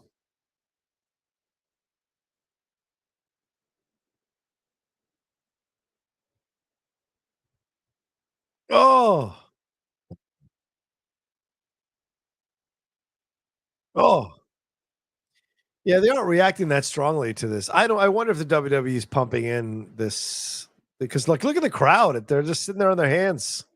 Watch them. They're just sitting there on their hands. They're not really, like these sounds you're hearing. Who are doing these chants? It does feel like they're pumping this stuff in. Do you guys think I'm wrong on this? Like they're not going to the crowd shots to see people singing and chanting and whatever. So they're all just kind of sitting, looking around, watching the match.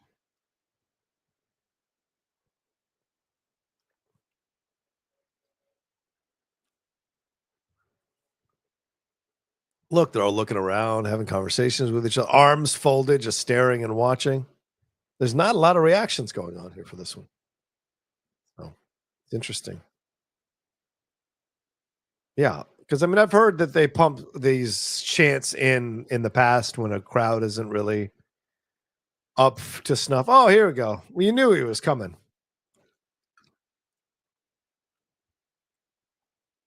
Oh, is that Jimmy? Oh, it's Tama. Tongaloa, right. Yep, one of y'all called it. Oh,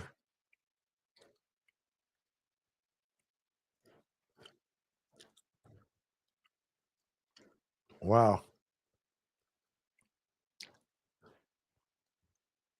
Oh, now that was great.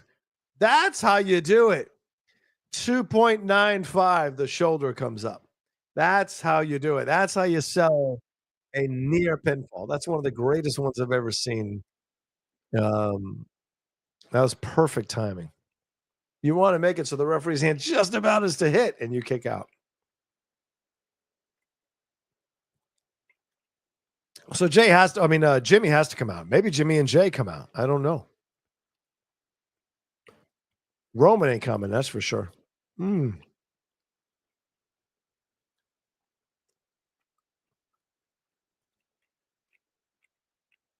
boy. Ah! Dude, that guy is insane at his size. Fucking insane at his size. To pull those moves is madness at his size.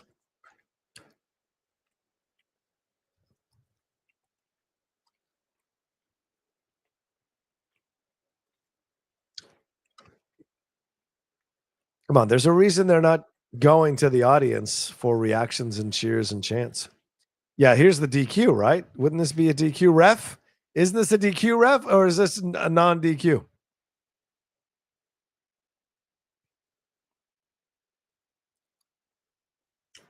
Uh-oh. Whoa! Oh. Is that going to be it or is he going to put his. Oh. Well, I don't know. Who's this? Oh, Tama! Oh! Oh, wow. They just keep adding these motherfuckers to this goddamn family. You turned your back on the family. Oh. Wow. Wow. It takes 4 people to take him out. Wow. So the ref doesn't even notice that new people are showing up ringside. Like the ref's like, I guess. Okay, cool. I don't know who these people are. Wow. Tamaloa. There it is, y'all. Oh, wow. They're really going to put the belt on him. Okay. I'm surprised. I'm utterly surprised. I did say in my tweet there were going to be some surprises. Well, I didn't anticipate they would come in this match, but there it is. Wow. He's got himself a new bloodline. Is this a Bloodline 3.0 now?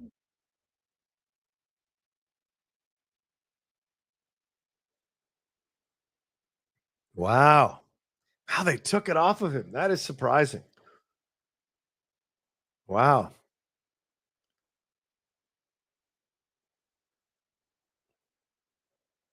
Tongaloa.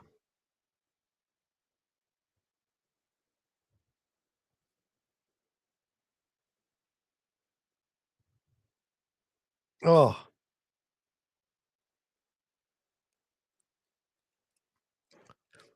Oh.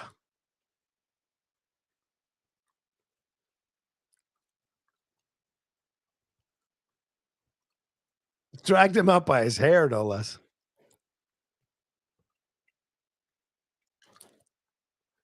I mean, this whole family is fucking madness. I swear to God. I wouldn't want to fuck with this family in any way, shape, or form, man. You know what? I take back every criticism of The Rock now. Because if these guys come out of the woodworks, and each one a little more vicious than the other. Oh, that's a new. There it is. That's a Bloodline 3.0, dog. That's not 2.0 anymore. It's got to be 3.0. Wow. It could even add one or two more.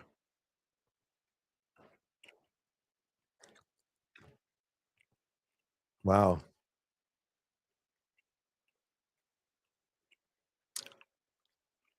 He outsmarted him.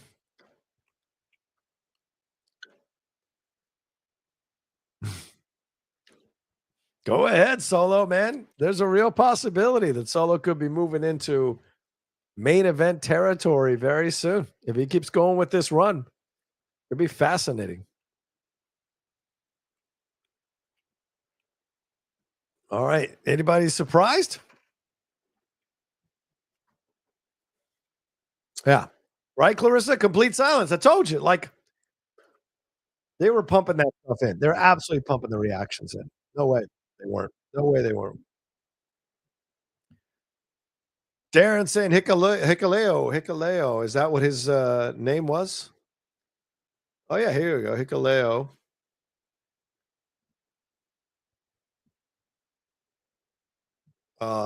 Yeah. He's known by his ring name Hikaleo. He was signed. He is signed to WWE now. He's best known for his time in NJPW, where he was a member of the Bullet Club and Gorillas of Destiny. In his time with NJPW, he was a former strong openweight champion, a two-time strong openweight tag team champion, a one-time IWGP tag team champion, and with partner El Fantasmo as part of an new incarnation. He is the nephew and adopted son of professional wrestler Haku. Wait, nephew and so did he adopt him, but he's still of blood? I guess so. No. Kolo and his elder brother Alipate were adopted. Is that Tamatonga were adopted by their maternal aunt and her husband Tonga Fifita, who brought them to the United States. He was raised in Kissimmee, Florida. He attended Osceola High School and went to Weber International University, majoring in sports management, and played basketball as center for the Weber International Warriors. Wow. And then started wrestling NJPW. Trained by quite a few of the Bubba Ray and Devon trained him. Hiro Saito, Tiger Mask, Yuji Nagata trained him. He's 6'8". Fuck me. But yeah, his uncle is Haku, his brother is Tamatonga, his cousin is Tangaloa, and his other cousin is Bad Luck Fale, who hasn't made the move yet. Wow. So Tangaloa we just saw, and that was Hikalea, who I think they're calling Tom Malanga now, right? Is that what they were saying? So interesting. Wow. This guy's got an interesting resume. He was at Impact before he came to WWE. He was at AEW for a little time, for about a year, or a little bit of time in 2022. Before that was NJPW for 8 years. Because he came back from 2022 to 2024. He did Impact for 1 year, 21 to 22, and then Elite for AEW 20 for 22, and then now he is signed with WWE in July of last year, and then made his debut a couple of weeks ago on SmackDown in a dark match. Interesting. Wow, they already added to the Wikipedia. June 2025, Hikalea debuted in Night of Champions Saudi Arabia, helping Solo Sikoa win his first singles championship on the WWE main roster. Jesus, that was so quick to add that. Do they have the predictions of all the matches on Wikipedia right now? Wow. Anyway.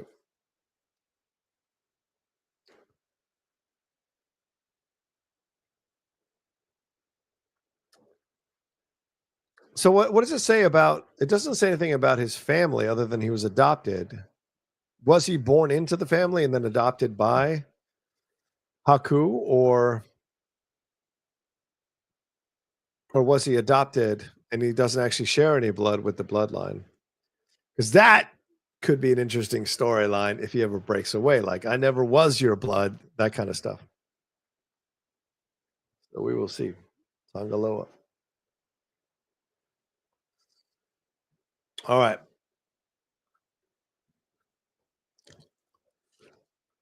Asuka versus Cargill.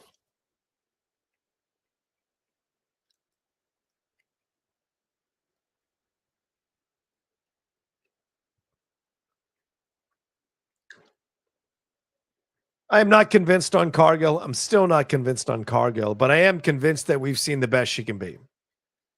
And I don't think we're going to get better from her. Again, not as fluid as other wrestlers. She's had years and years and years of training. So we'll see. And I wonder if Asuka is going to carry this match pretty hard throughout to put her over.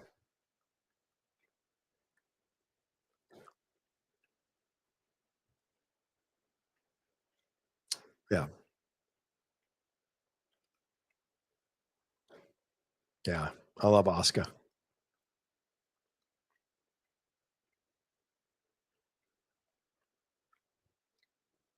No one is ready for Asuka.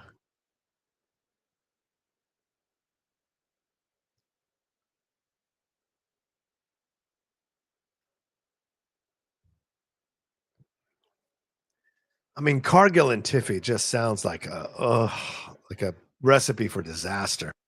Because Tiffy's still a little raw sometimes as well. So you add Cargill and her limitations with Tiffy and her still occasional limitations. I am not sure I'm 100% excited to see what we're going to get. So Justin says Asuka's going to need a miracle to get a good match out of this. It's true. The Life Brian says, agree on Cargill. She's a great bodyguard for someone, but not a single act. I agree. But they're going to give her every opportunity because they sank a lot of money to bring her over from AEW. So I imagine that's why you're getting this push right now. Fanatic says, Mr. Andy Fanatic says, still want Asuka to win so we get Sky and her at SummerSlam. Yeah, that'd be fun. I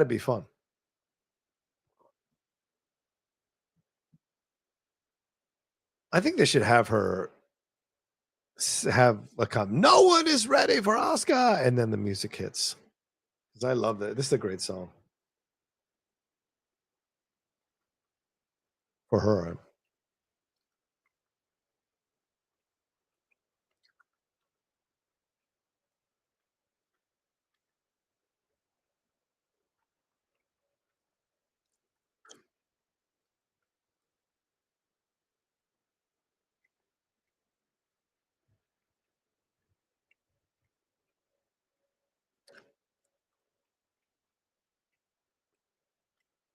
Mm.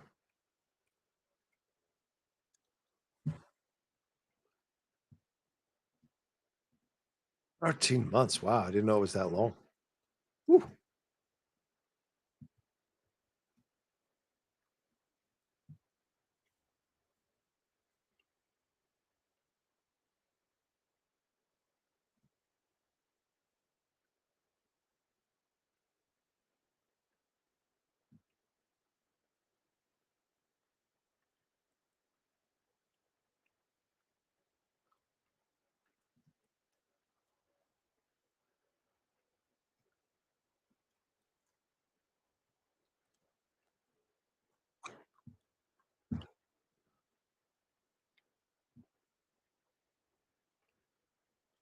Buckets.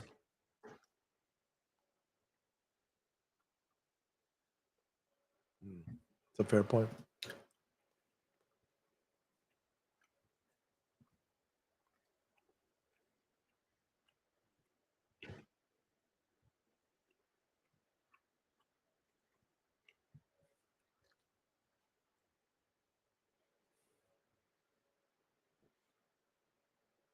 Oh, What just happened?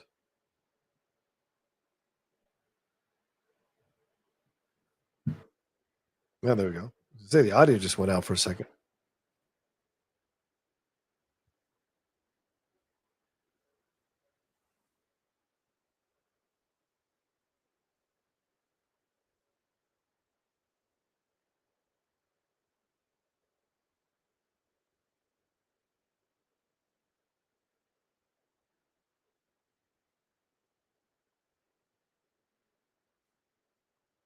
Wow.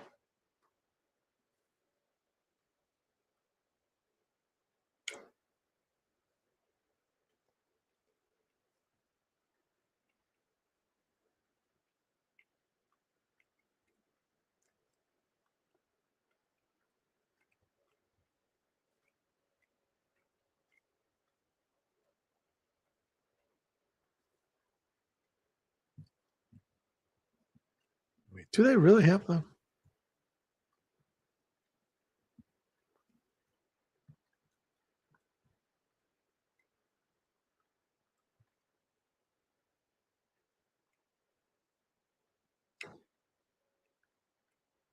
Okay, they don't have the results on Wikipedia because I'm looking right now and it said Cargill participated in the King of the Ring tournament, win the first round semifinals. That's it. So they don't know who's winning this match just yet. But I guess whoever handles Wikipedia jumps in there real quick and updates it as soon as it's done. Wow. Interesting. Here we go. Let's see what we're going to get, y'all.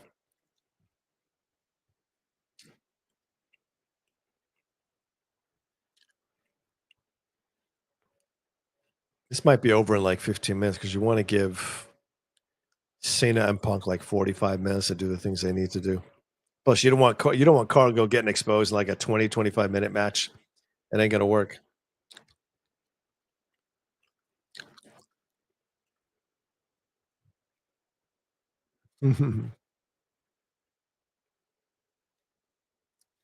Does Naomi interfere?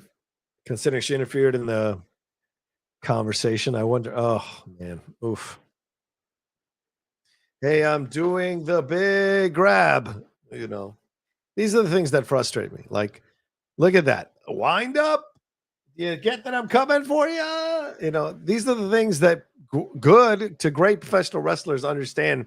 They have to add speed to these little moments in order to keep the feeling of suspension of disbelief going. But if you do a big old wind up, you know, there's just a difference. And some people are like, well, other people do it. Yeah, but there's a speed here that has to be believable. And Jade just does not do those things well.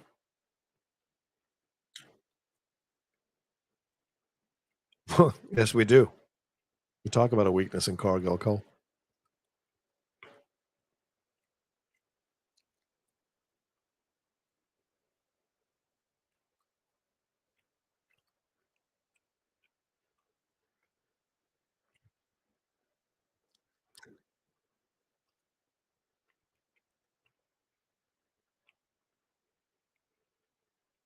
Oof. It seems like Asuka still limited herself a little bit with that left knee.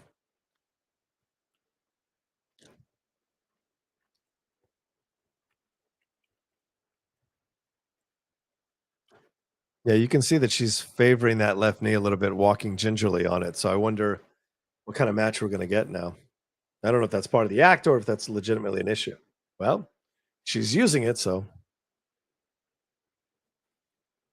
Oof.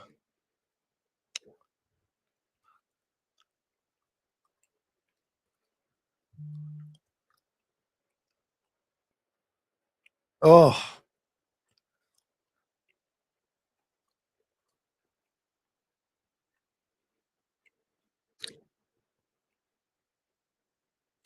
See that? Who's cheering? Who's chanting now? You're not even seeing anybody chanting anything. Dude, they're pumping some of this stuff in.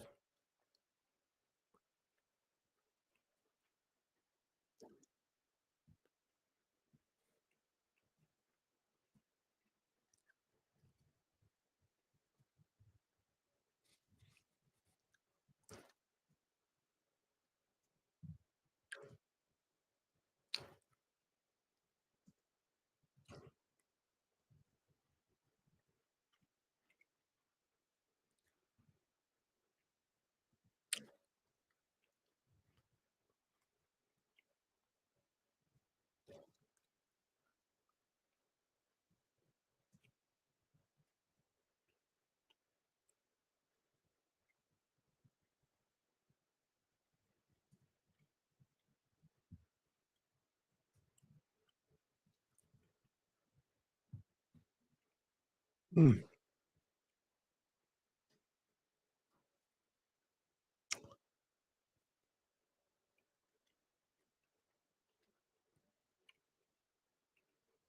Oh, that's good.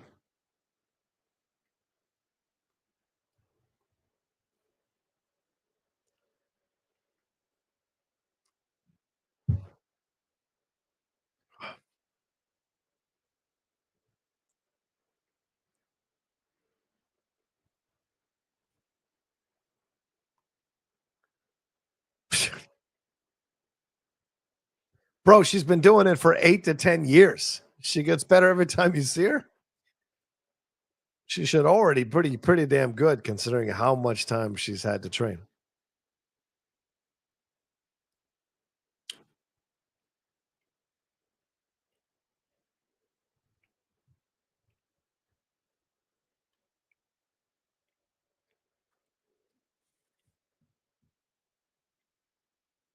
Hmm.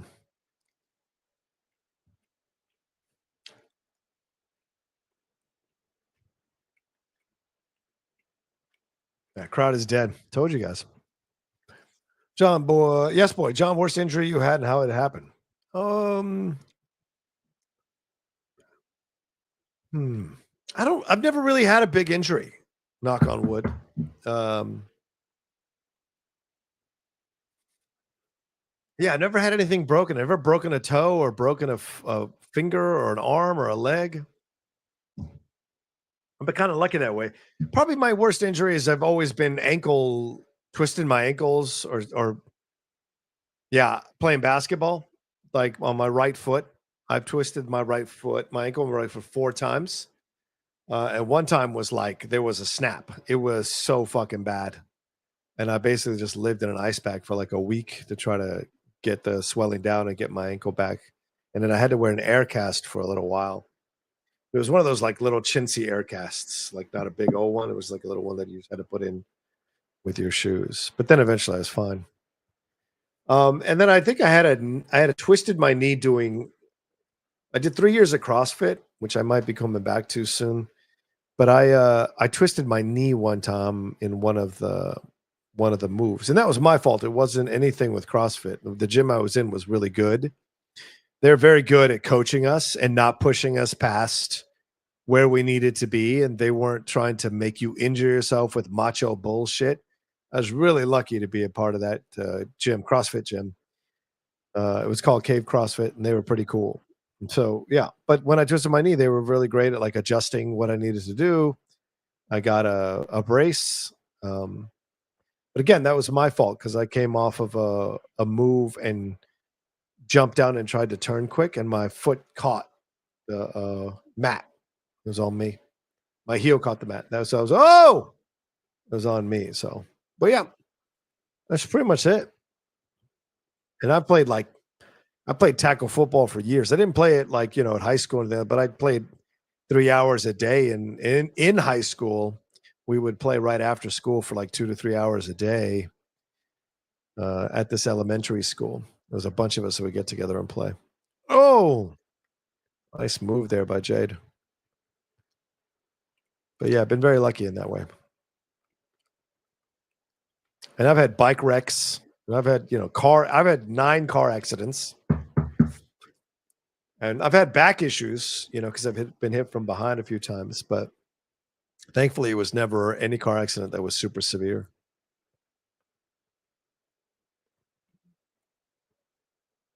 Oh, I mean, Asuka's so good.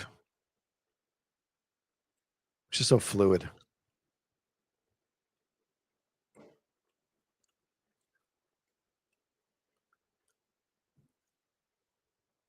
Oh, see what I mean? She couldn't even catch him. She couldn't even. Oh my God, are they going to give her the victory?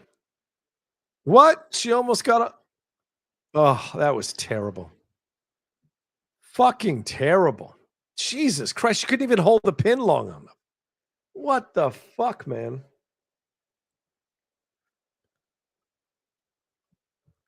Oh. Jeff said, My story's been the best part of this match. Oh, that was terrible. I told you, a 15-minute match, 12:15. There it is. I told you they weren't going to go.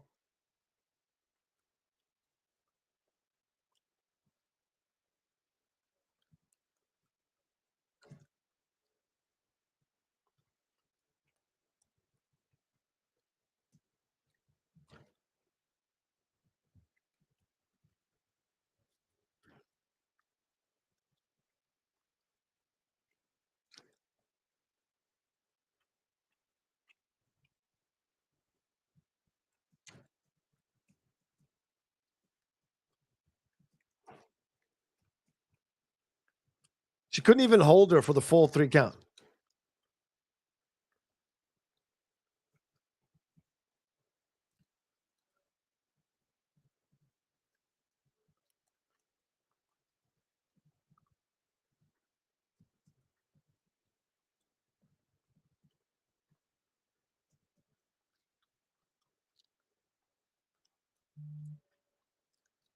Oh boy.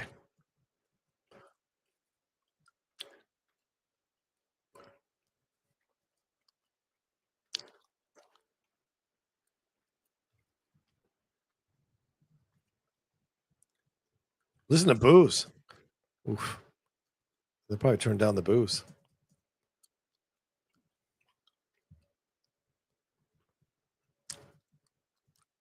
Oh boy, this again.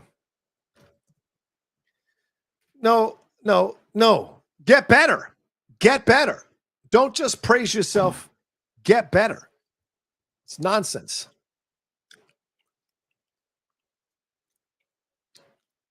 Well, she can't even do promos well. Come on, man. Oof.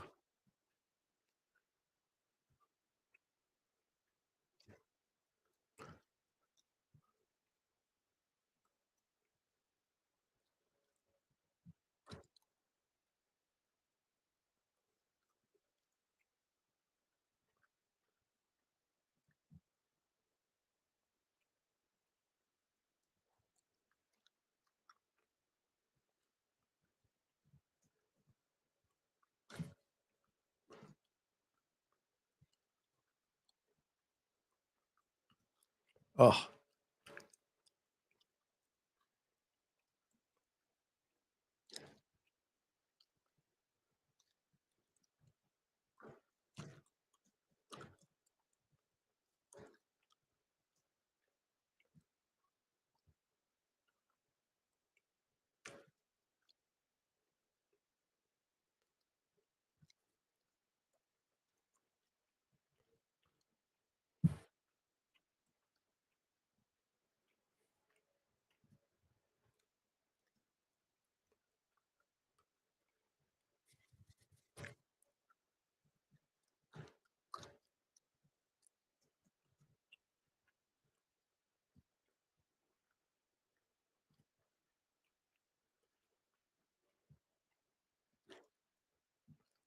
Oof.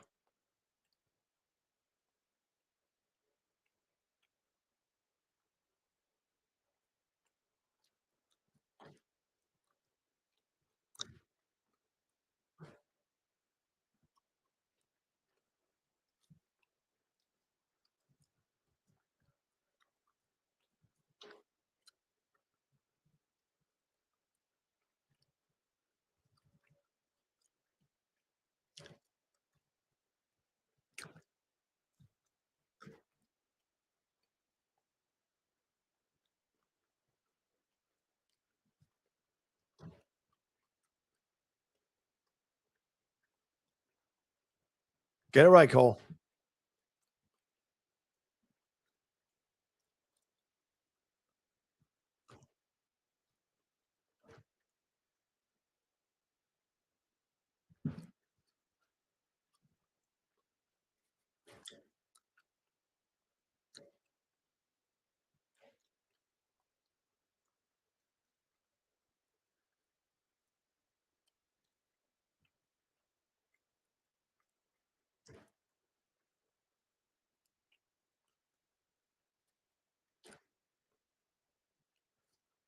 Ugh.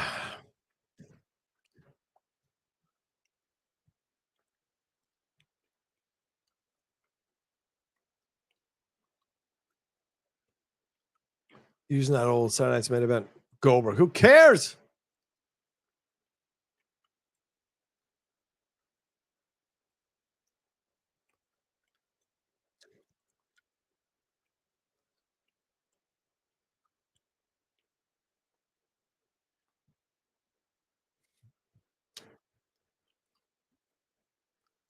Oh, the post show.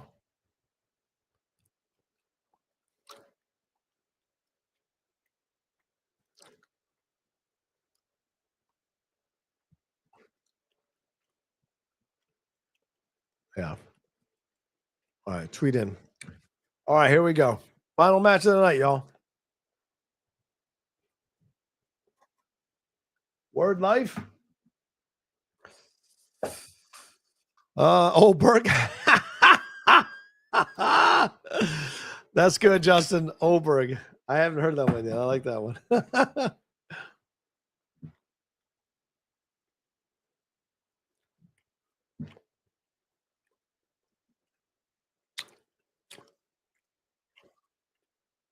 And Don, did you see Sam in Busted Open Now? Thoughts?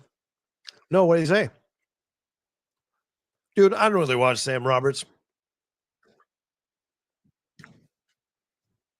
There ain't nothing Sam Roberts does that I can't do, better.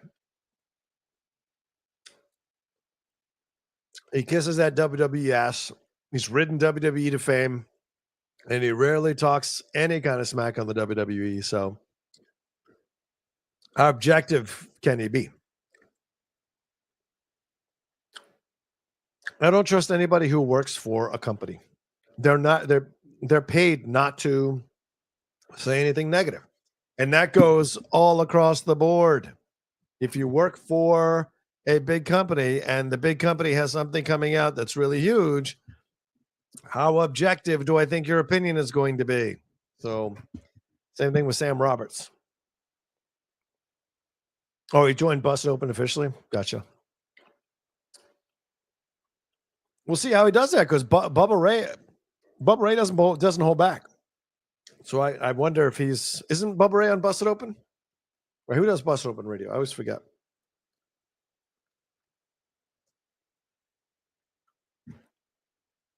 Yeah.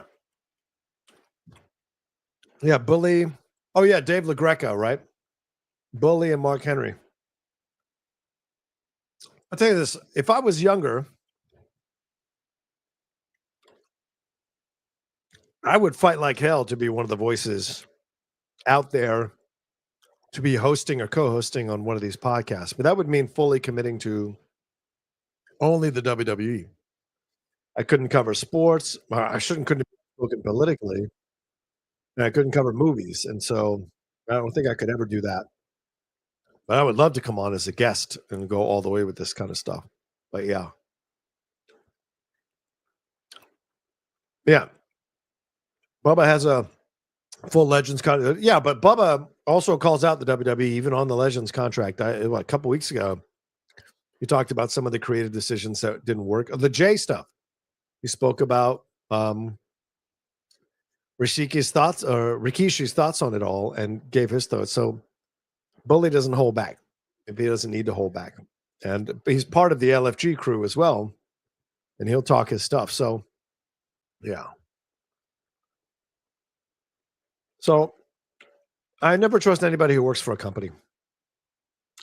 They have access to insider stuff, but they're only going to reveal the stuff that promotes the storylines or promotes what the company wants them to promote. So,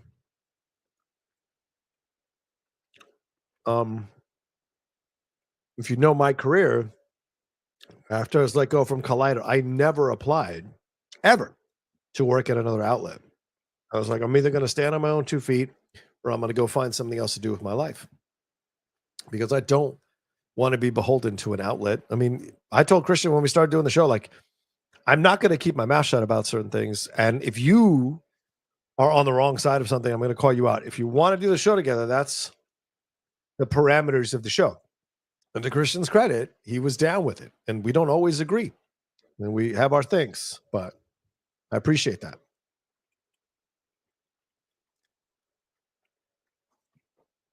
And even on the show, like on Monday, I called out Coy a little bit because how can you trust Coy's opinion on Superman when he works for a DC show, wears Superman clothes all the time, pushes it like crazy on Real Rejects, you know? But I think there's other things I would go to Coy's opinion for. A lot of comic book stuff. Coy's got great opinions on that kind of stuff. So there's just certain things where people are compromised in certain ways. So you have to factor that in when analyzing their points of views on something, right? Like with the Schmodown, most of the time I towed the company line, but then near the end when I was ready to retire, I was calling out the Schmodown for some of the things that were, I thought that they were messing up. You know? When then there were negotiations for me to come back. And then I said, I'm still going to be outspoken. And it was like, that was pretty much the end of the conversation. So, you know. But anyway, we're here for Punk. It's clobbering. Say it. Say the slogan. Hell yeah, man. That's a great jacket. Look at that.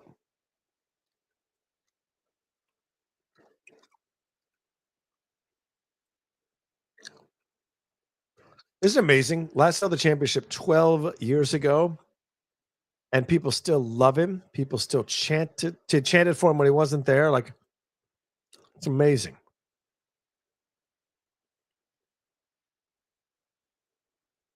Do you know how many wrestlers would love to have this kind of impact?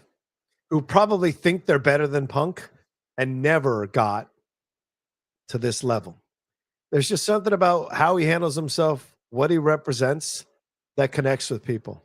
They're not going to need to pump in crowd noise for this one.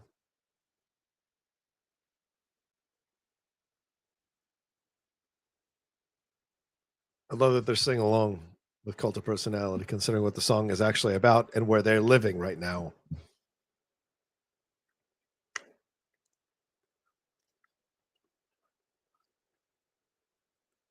And Punk was really graceful to apologize for his comment from years ago. He didn't have to. Look at those cheers, man. This must be such an excellent thing for him. Like, it must drive people like Jungle Boy insane how much he is Punk is loved and how he's gotten this second chance to be beloved by the WWE fans across the world.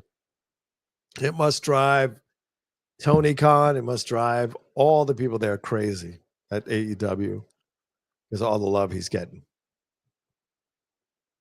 I imagine.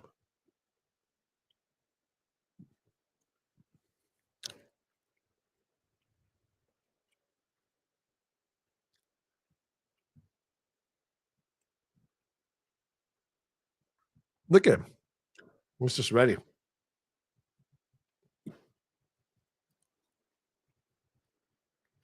Well, listen to that explosion.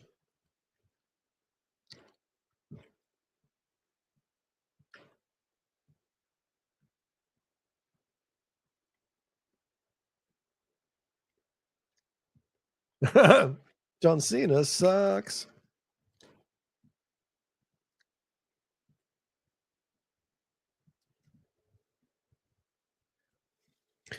So the comment he was apologizing for, and I'll say this ahead.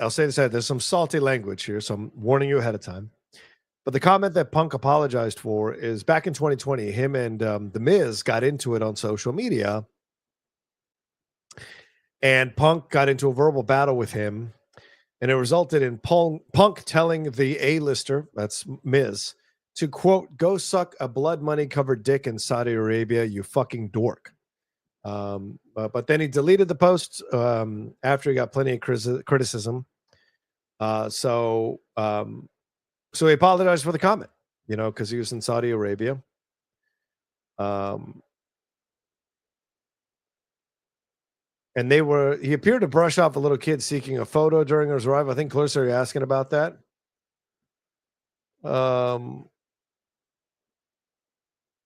Like hoping to using okay. This has so apparently this hasn't gone down well with the fans, many of whom are criticizing Punk for his actions. One fan said he really just pushed the kid, keep him over there. Another added, why would he push the kid like that? Matt Riddle, of all people, of course, Matt Riddle's not going to miss an opportunity to talk shit.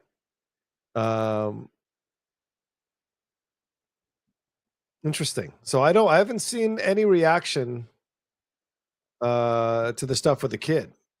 So, or any explanations.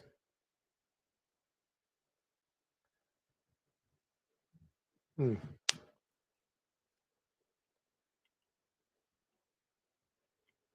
Cage Side Seat says, hypocrite CM Punk arrives in Saudi Arabia and pushes kid away.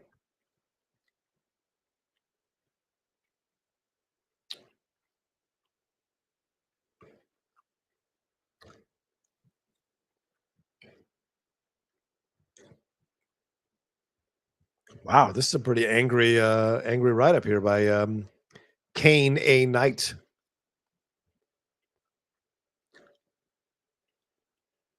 Are they gonna? They're not gonna boo CM Punk though. I don't think. We'll see. KJ 745 said, "Will you ever do a video that discuss your experience at Collider? Your fans would love to hear it." I don't know. What does that do? Right? Maybe. I mean, if you watch my old live shows back when I first started doing it, I explained to you what happened in some of my Outlaw Nation shows, but that shit was like 5 years ago, 5.5 years ago almost. And it's not the same people that, well, some of the same people are still there, but certainly Fernandez doesn't own it. What do you need to know? Frosty's a dick. How do you not know that already? He is a dick. Do certain people who are still there and have been there, are they in a codependent relationship with him to achieve success? Maybe. But, most everybody who I knew when I was there is gone. So, and most of the people who worked there were pretty cool people. Did we occasionally have crosswords, especially the production team? Yes. Did they not respect me or like me sometimes? Yes. For their own reasons that they never told me about or explained to me? Yes. Am I not invited on to come on certain shows or certain channels because they had issues with me wanting to do more things and wanting to get better at what I was doing? Yes. But, what can you do? You can't live in the past with that kind of stuff. And the people whose opinion I do care about are the people I am still friends with and still work with. And so that matters to me more than anything else. The truth, not everyone's going to like you. Not everyone's going to understand what you're trying to do. And people are going to be jealous or see you as a threat or be frustrated by you or claim to want to help you, but only so far as you don't threaten their position. And yes, sometimes they're going to be mad that you get to do a junket and they don't because they want to do everything. So, but if you dare to want to do more, they get upset about it. So it's just the game. And are there people who are in charge of that place who are holding on or still trying to hold on to their relevancy by any means possible? Yes. So, but those are the old days, man. It taught me a lot of lessons and it got me started in this business. And so it's a complicated feeling because I learned so much being there, but then I also endured a lot of shit from a lot of people and a lot of people that some of you all like. So I don't want to start a whole war from 5 years ago, people who are still in this business and still in this industry. If I was into rage clicks and rage baiting, then I'd probably do all kinds of stuff like that, but it's not my natural instinct, regardless of what people might think. The Outlaw was a character. Rocha is a whole nother person.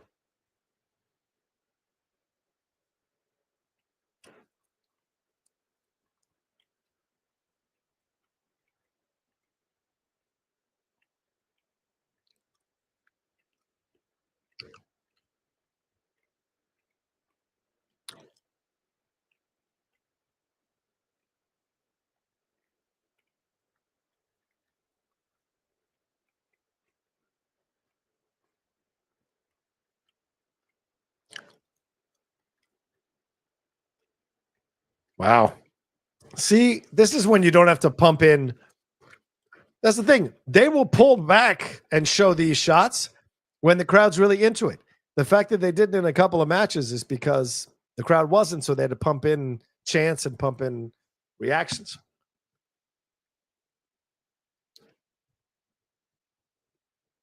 Yeah.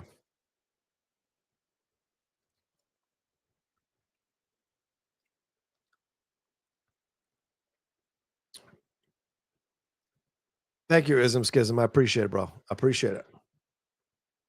Unless you're talking about Cena, then never mind.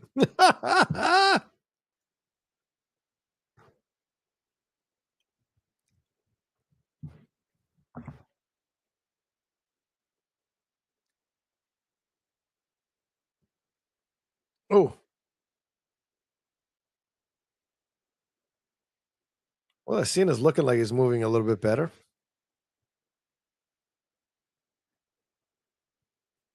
This could be a good match because these guys are probably going to wrestle at the same pace and be looking to take care of each other to a degree.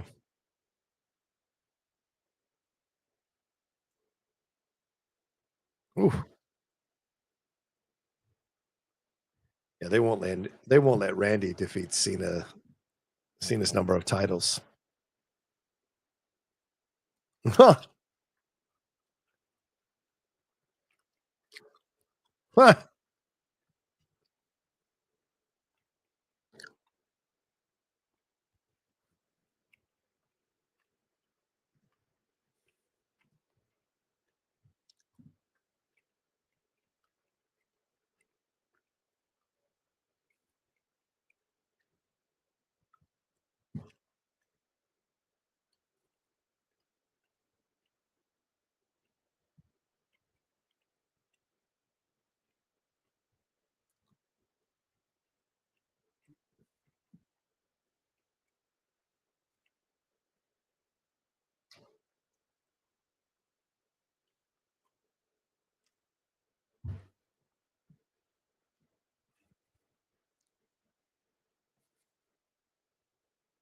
Mm.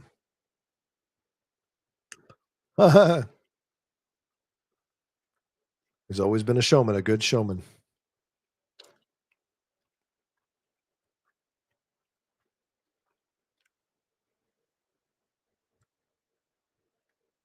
Punk.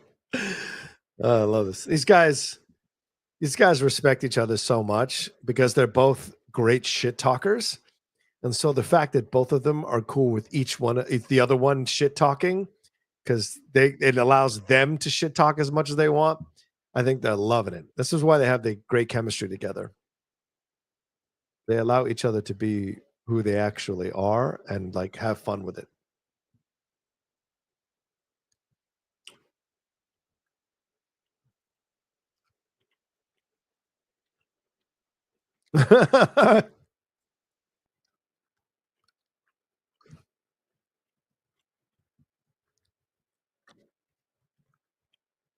Nonsense.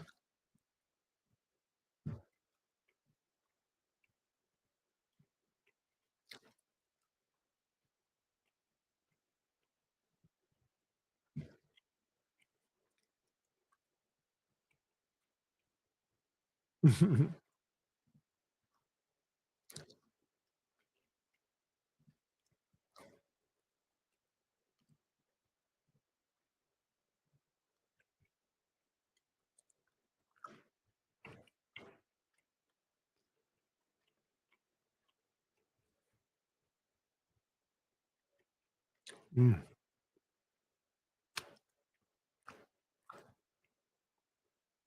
Ric Flair.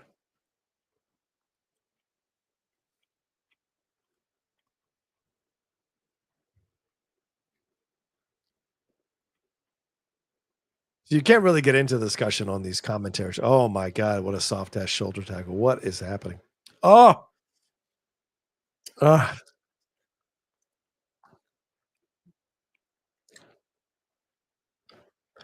he knows he doesn't have it anymore like he used to. He knows, you can tell. Look how soft his run-ins are into the moves. He's got to be careful because he's got, he can't get a serious injury because that'll affect, I don't know how much they've shot of Peacemaker season 2, but it could affect. I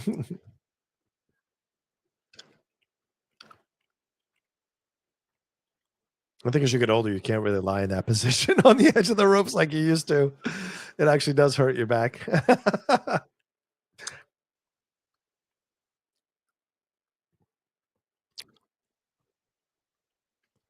What is going? What the hell? What is happening here? Oh, this is bad. Oh,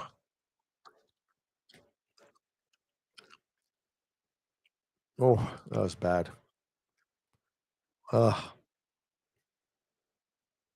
think Cena Orton was already a better match than this one. Oof. This is rough. This is a little rough. I'm not gonna lie to you guys. This is a little rough. You'll be dead by the end of the show.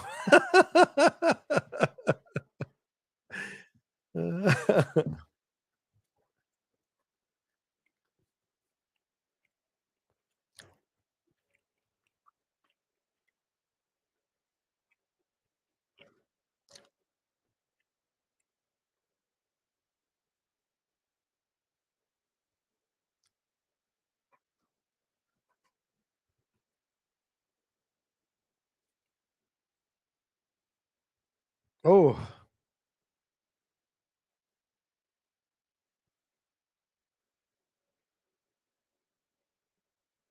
now they're gonna try it again. Oh, this is what they were trying to do. This is like the spider. Isn't this a little bit of a homage to AJ? Didn't AJ used to do the spider like this? It's a little bit of homage to his wife. I think it is. Tell me if I'm wrong about this, people. Darren says, at least after this, I get to watch the Red Hot Reds. Oh, the Cincinnati Reds. Yes.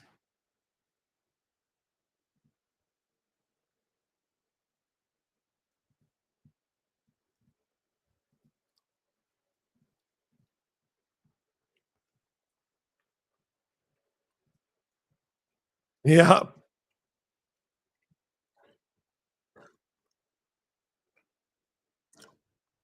Methodical.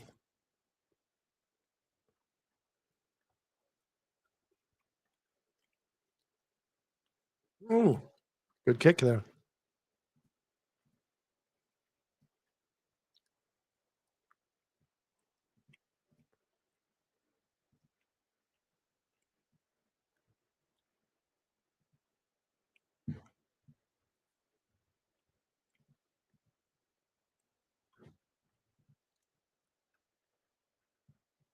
Flush kick.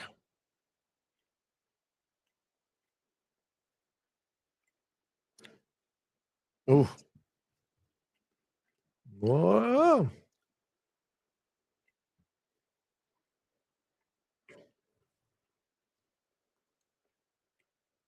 Well, of course. Why would he?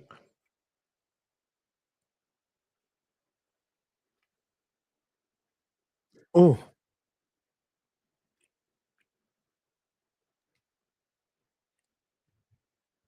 Oh my God.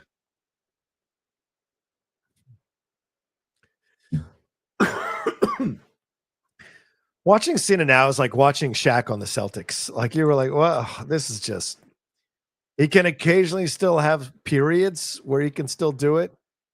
But overall, man, it is just the magic that made him who he is not there. Like with Shaq, the magic that made Shaq is not there when you watched. Was it on the Cavs and the Celtics? You're just like, oh my God, what is going on here?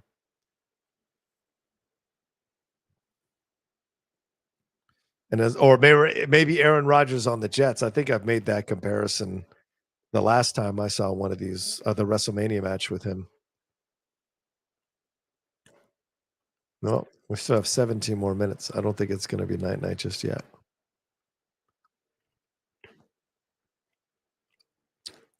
Oh,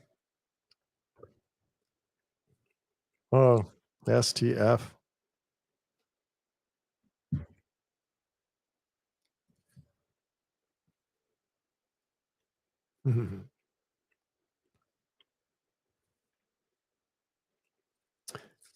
These guys used to wrestle classic matches, man. This is like, this is like watching Grudge match with De Niro and Stallone.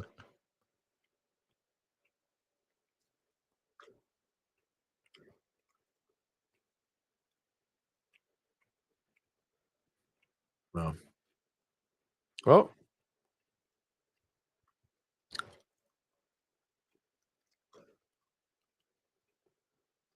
Oh. Oh, there it is.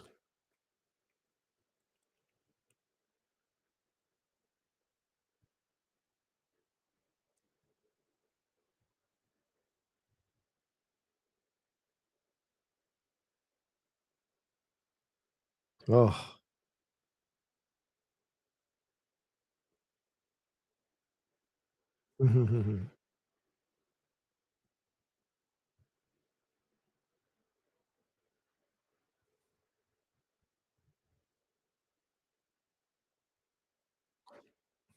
Oh.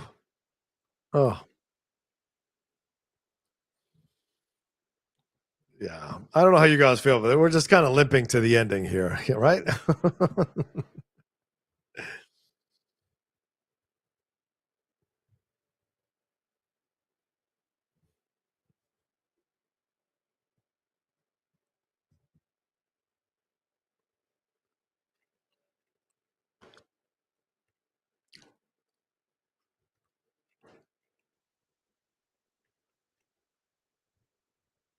Mm.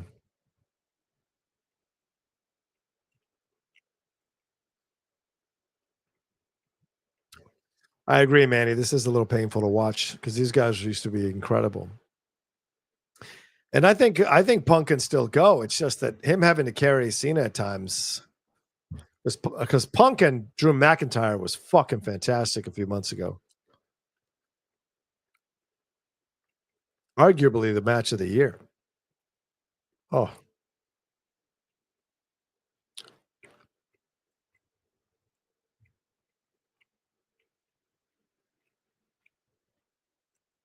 oh,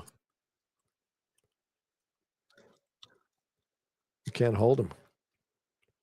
Oh God, man, what is happening? Oh yeah, end it. Just end it for God's sakes. 1, 2. Oh, that's a good 2.95 seconds kick out.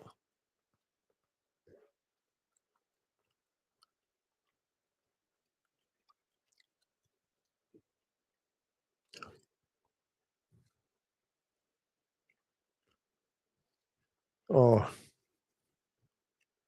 I mean, I kind of want this to be over. What? Oh, cut it out. Cut it out. The crowd is awesome. 100%. They are adding the emotion to this match that isn't there. They're just happy to watch CM Punk and watch Cena fight forever. Get out of here. There's no way that chant's happening in the freaking Saudi Arabia. That's maybe pumped in.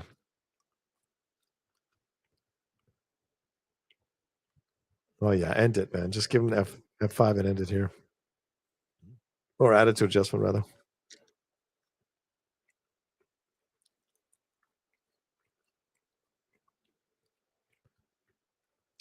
Oh, oh, the strength of John Cena. Being shout out to Punk. Like if he takes the loss here, shout out to Punk, man. That's it, right? 1, 2. Oh!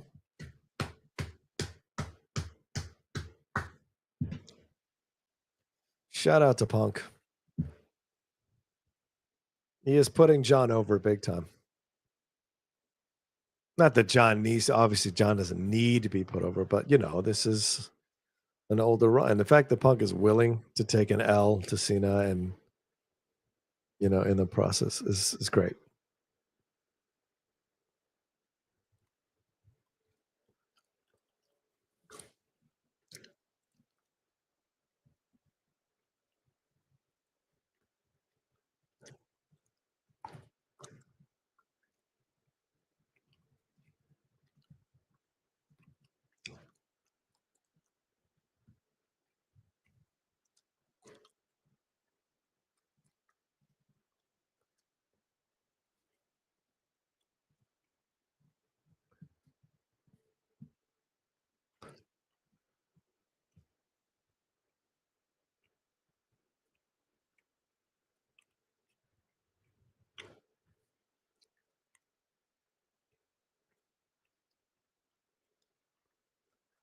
Oh, is this the beginning of the face turn where he listens to the fans and doesn't hit him with the belt? Oh, wow. Wow.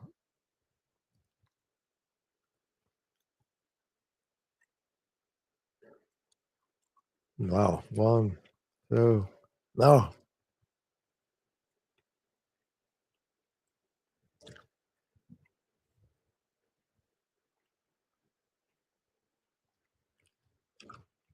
See, here we go. Here goes the storyline push of him becoming a face.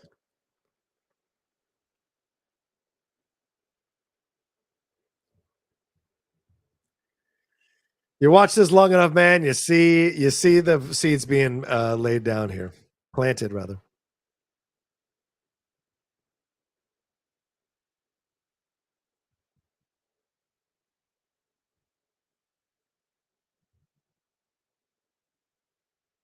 There it is. There it is. There it is. They're turning this fucking heel turn around real quick. It'll be probably Cody beating him and Cody using heel tactics to beat him and turn him face.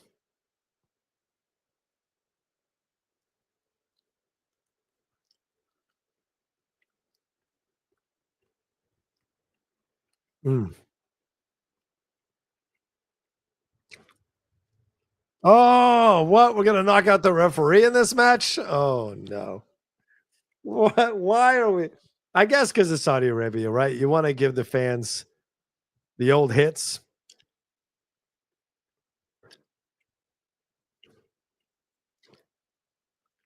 Oh my god. Who comes out to interfere? Because the cameraman's right there. Who comes out to interfere?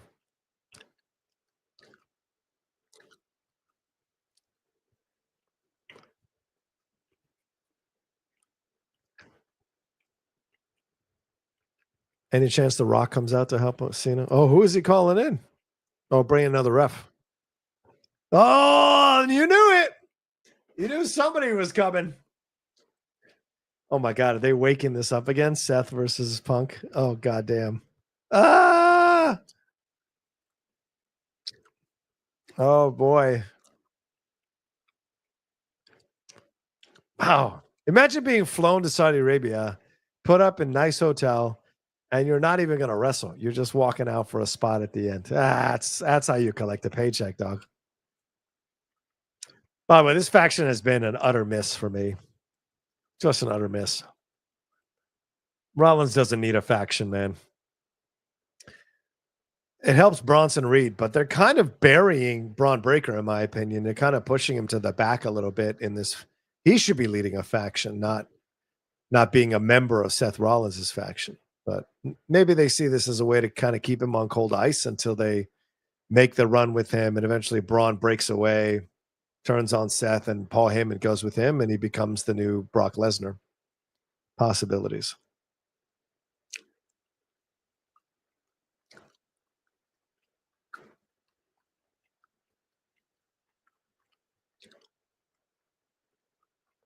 Who will come out? Will anybody come out to stop them?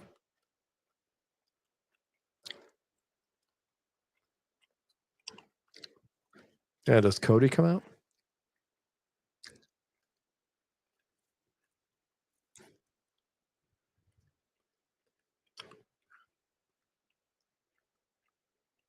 Oh boy.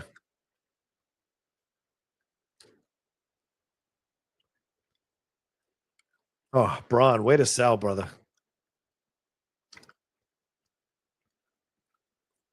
Oh my god. And here comes Seth. Oh boy.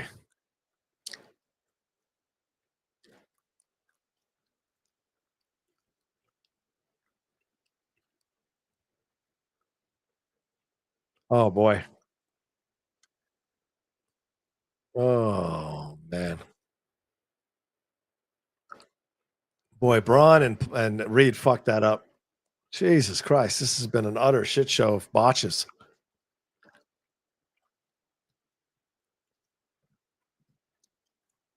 Wait, am I missing this? I mean, this feels like Who's coming now? Oh, little Nate. Oh, Cena.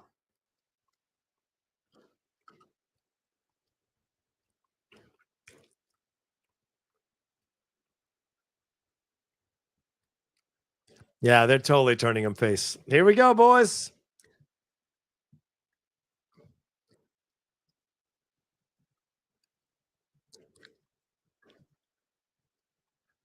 Yep, there it is.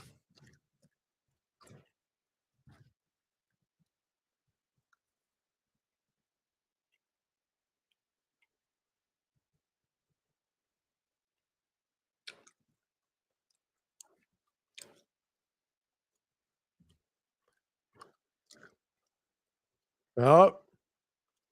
Uh-oh. Whoa. Penta.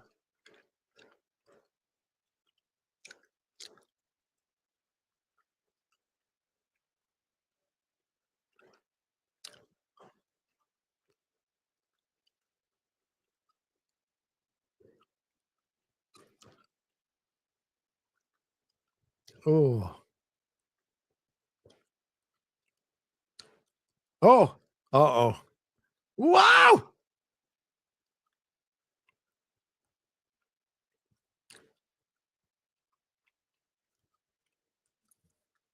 Oh. Oh, Sami. Is he going to Holuba kick breaker? Oh.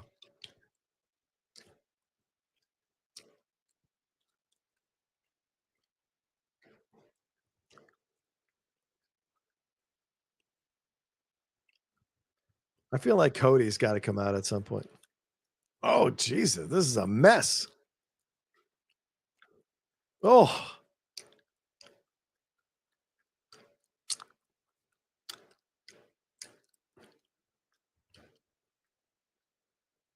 Ah. Wow.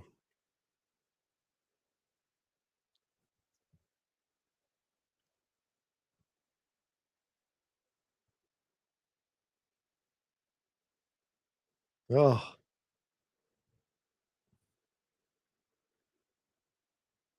Oh, yeah. Respect, Cena. Oh. Hell of a thing. That's why you don't skip leg day, y'all. That's why you don't skip leg day. Wow. See, this is the. I told you guys, right? The face turn here. I knew it was. It's no surprise. Now they're burnishing this. Now he might still pull a little bit of a heel move to win, but we've opened the door to the face turn. Now it's totally happening.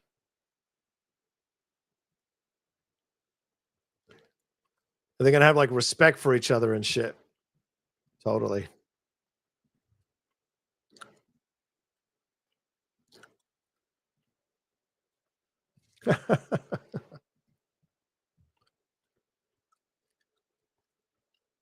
Yeah.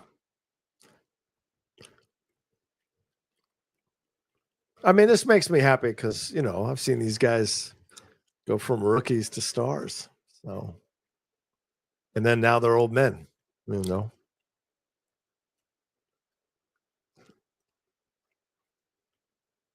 It's going to be like me and Dan Murrell. One more time. Oh, no. Look at that. But he's going to pull. There it is. There it is. I told you. I told you. No, not this time, bitch. Oh, Rollins. I was wondering where he went. Oh, no, the stomp. But you see, Cena's going to take the victory. Yeah, Cena's going to take the victory. So, yeah. So it's yeah. So you're left in that middle place. Like, is he heel? Is he not face? You don't want to give the game away too quickly. So now you're like, well, he took the victory, and they'd be like, well, yes, but you know, you want to win. You want to keep the belt. It matters to keep the belt. And he was and he tried to turn heel on Punk with that face and what have you, but you know, but now you have that kind of place of like, okay, well, was the handshake real or did he lure him in? So you now have the fans give them something to talk about and consider. But this face turn is coming. And if you start to notice Cody start to veer into heel territory in just like occasional moments of it, then I think you'll know 100% that that's what they're setting up here. So that's my prediction when you look at it. But yeah. No, guys, you watch this long enough, you just know what's happening. So, but yeah, you're right. Seth screws Punk again, Justin. Say, so Cena won there, and it's done. So, yeah. So, all right. So that's it. That's Night of Champions. Thank you to everybody who joined me here. Some of you asking which match won the night. Probably Orton Rhodes by default. I mean, I thought Fatu and Solo did a really good job, but the crowd was dead. So maybe quality-wise, I give it a Fatu and Solo because it had a bit more emotion to it, and there were some surprises of the people coming in. But probably Cody Rhodes and Randy wrestled the higher quality match. But I think for overall effect, the Fatu and Solo match was the match of the night for me personally. But yeah. All right. Thank you all so much for watching this. I appreciate it. Thanks for all the Streamlabs and Super Chats. Did I get any Streamlabs? I didn't even check the Streamlabs. Let me see real quick. I can't imagine that I did because usually when it's a low amount of Super Chats, I don't get many Streamlabs. But I did get one. Thank you, J Mobile. J_Mobile. I never catch this live. So glad to do so. I will shed a glory tear if Marvel/Disney gets Spider-Man back. Oh, yeah, that's right. That's a possibility. Let's see. Oh, we have a few of these. Oh, yeah, one more left. Sorry about this. KJ747 says Riley's roundtable was awesome. My favorite debates between you guys was BVS versus Justice League. It was great because both you guys had strong points. You know what? I was actually thinking about that the other day and how much I enjoyed being on Riley's roundtable show and having the debates that we had, and as respectful of each other's points of views, but also still very clear about our opinions on the situation. So yeah, it was always good to be on there with him. He was the best. Black Comment says Jade is the worst wrestler on this roster. Just awful. I kind of have to agree with you, to be honest with you. And I think that's all of them. Okay, well, there we go. Thank you all so much. If you're watching, please subscribe to the channel. Hit that bell button. Leave your comments down below on what you thought how this night went and how it's done. Overall, I give it about a 6 out of 10. It was just a house show. And, this wasn't that extra emotion you need to have. So I give about a 6 out of 10. Maybe it'll rise to 7 by tomorrow, but 6 out of 10 is my initial reaction. But I appreciate you all of you watching this with. Thanks so much. And I'll talk to you next time with another brand new watch along here of a WWE Premium Live event on the soon to be John Rocha channel. Peace.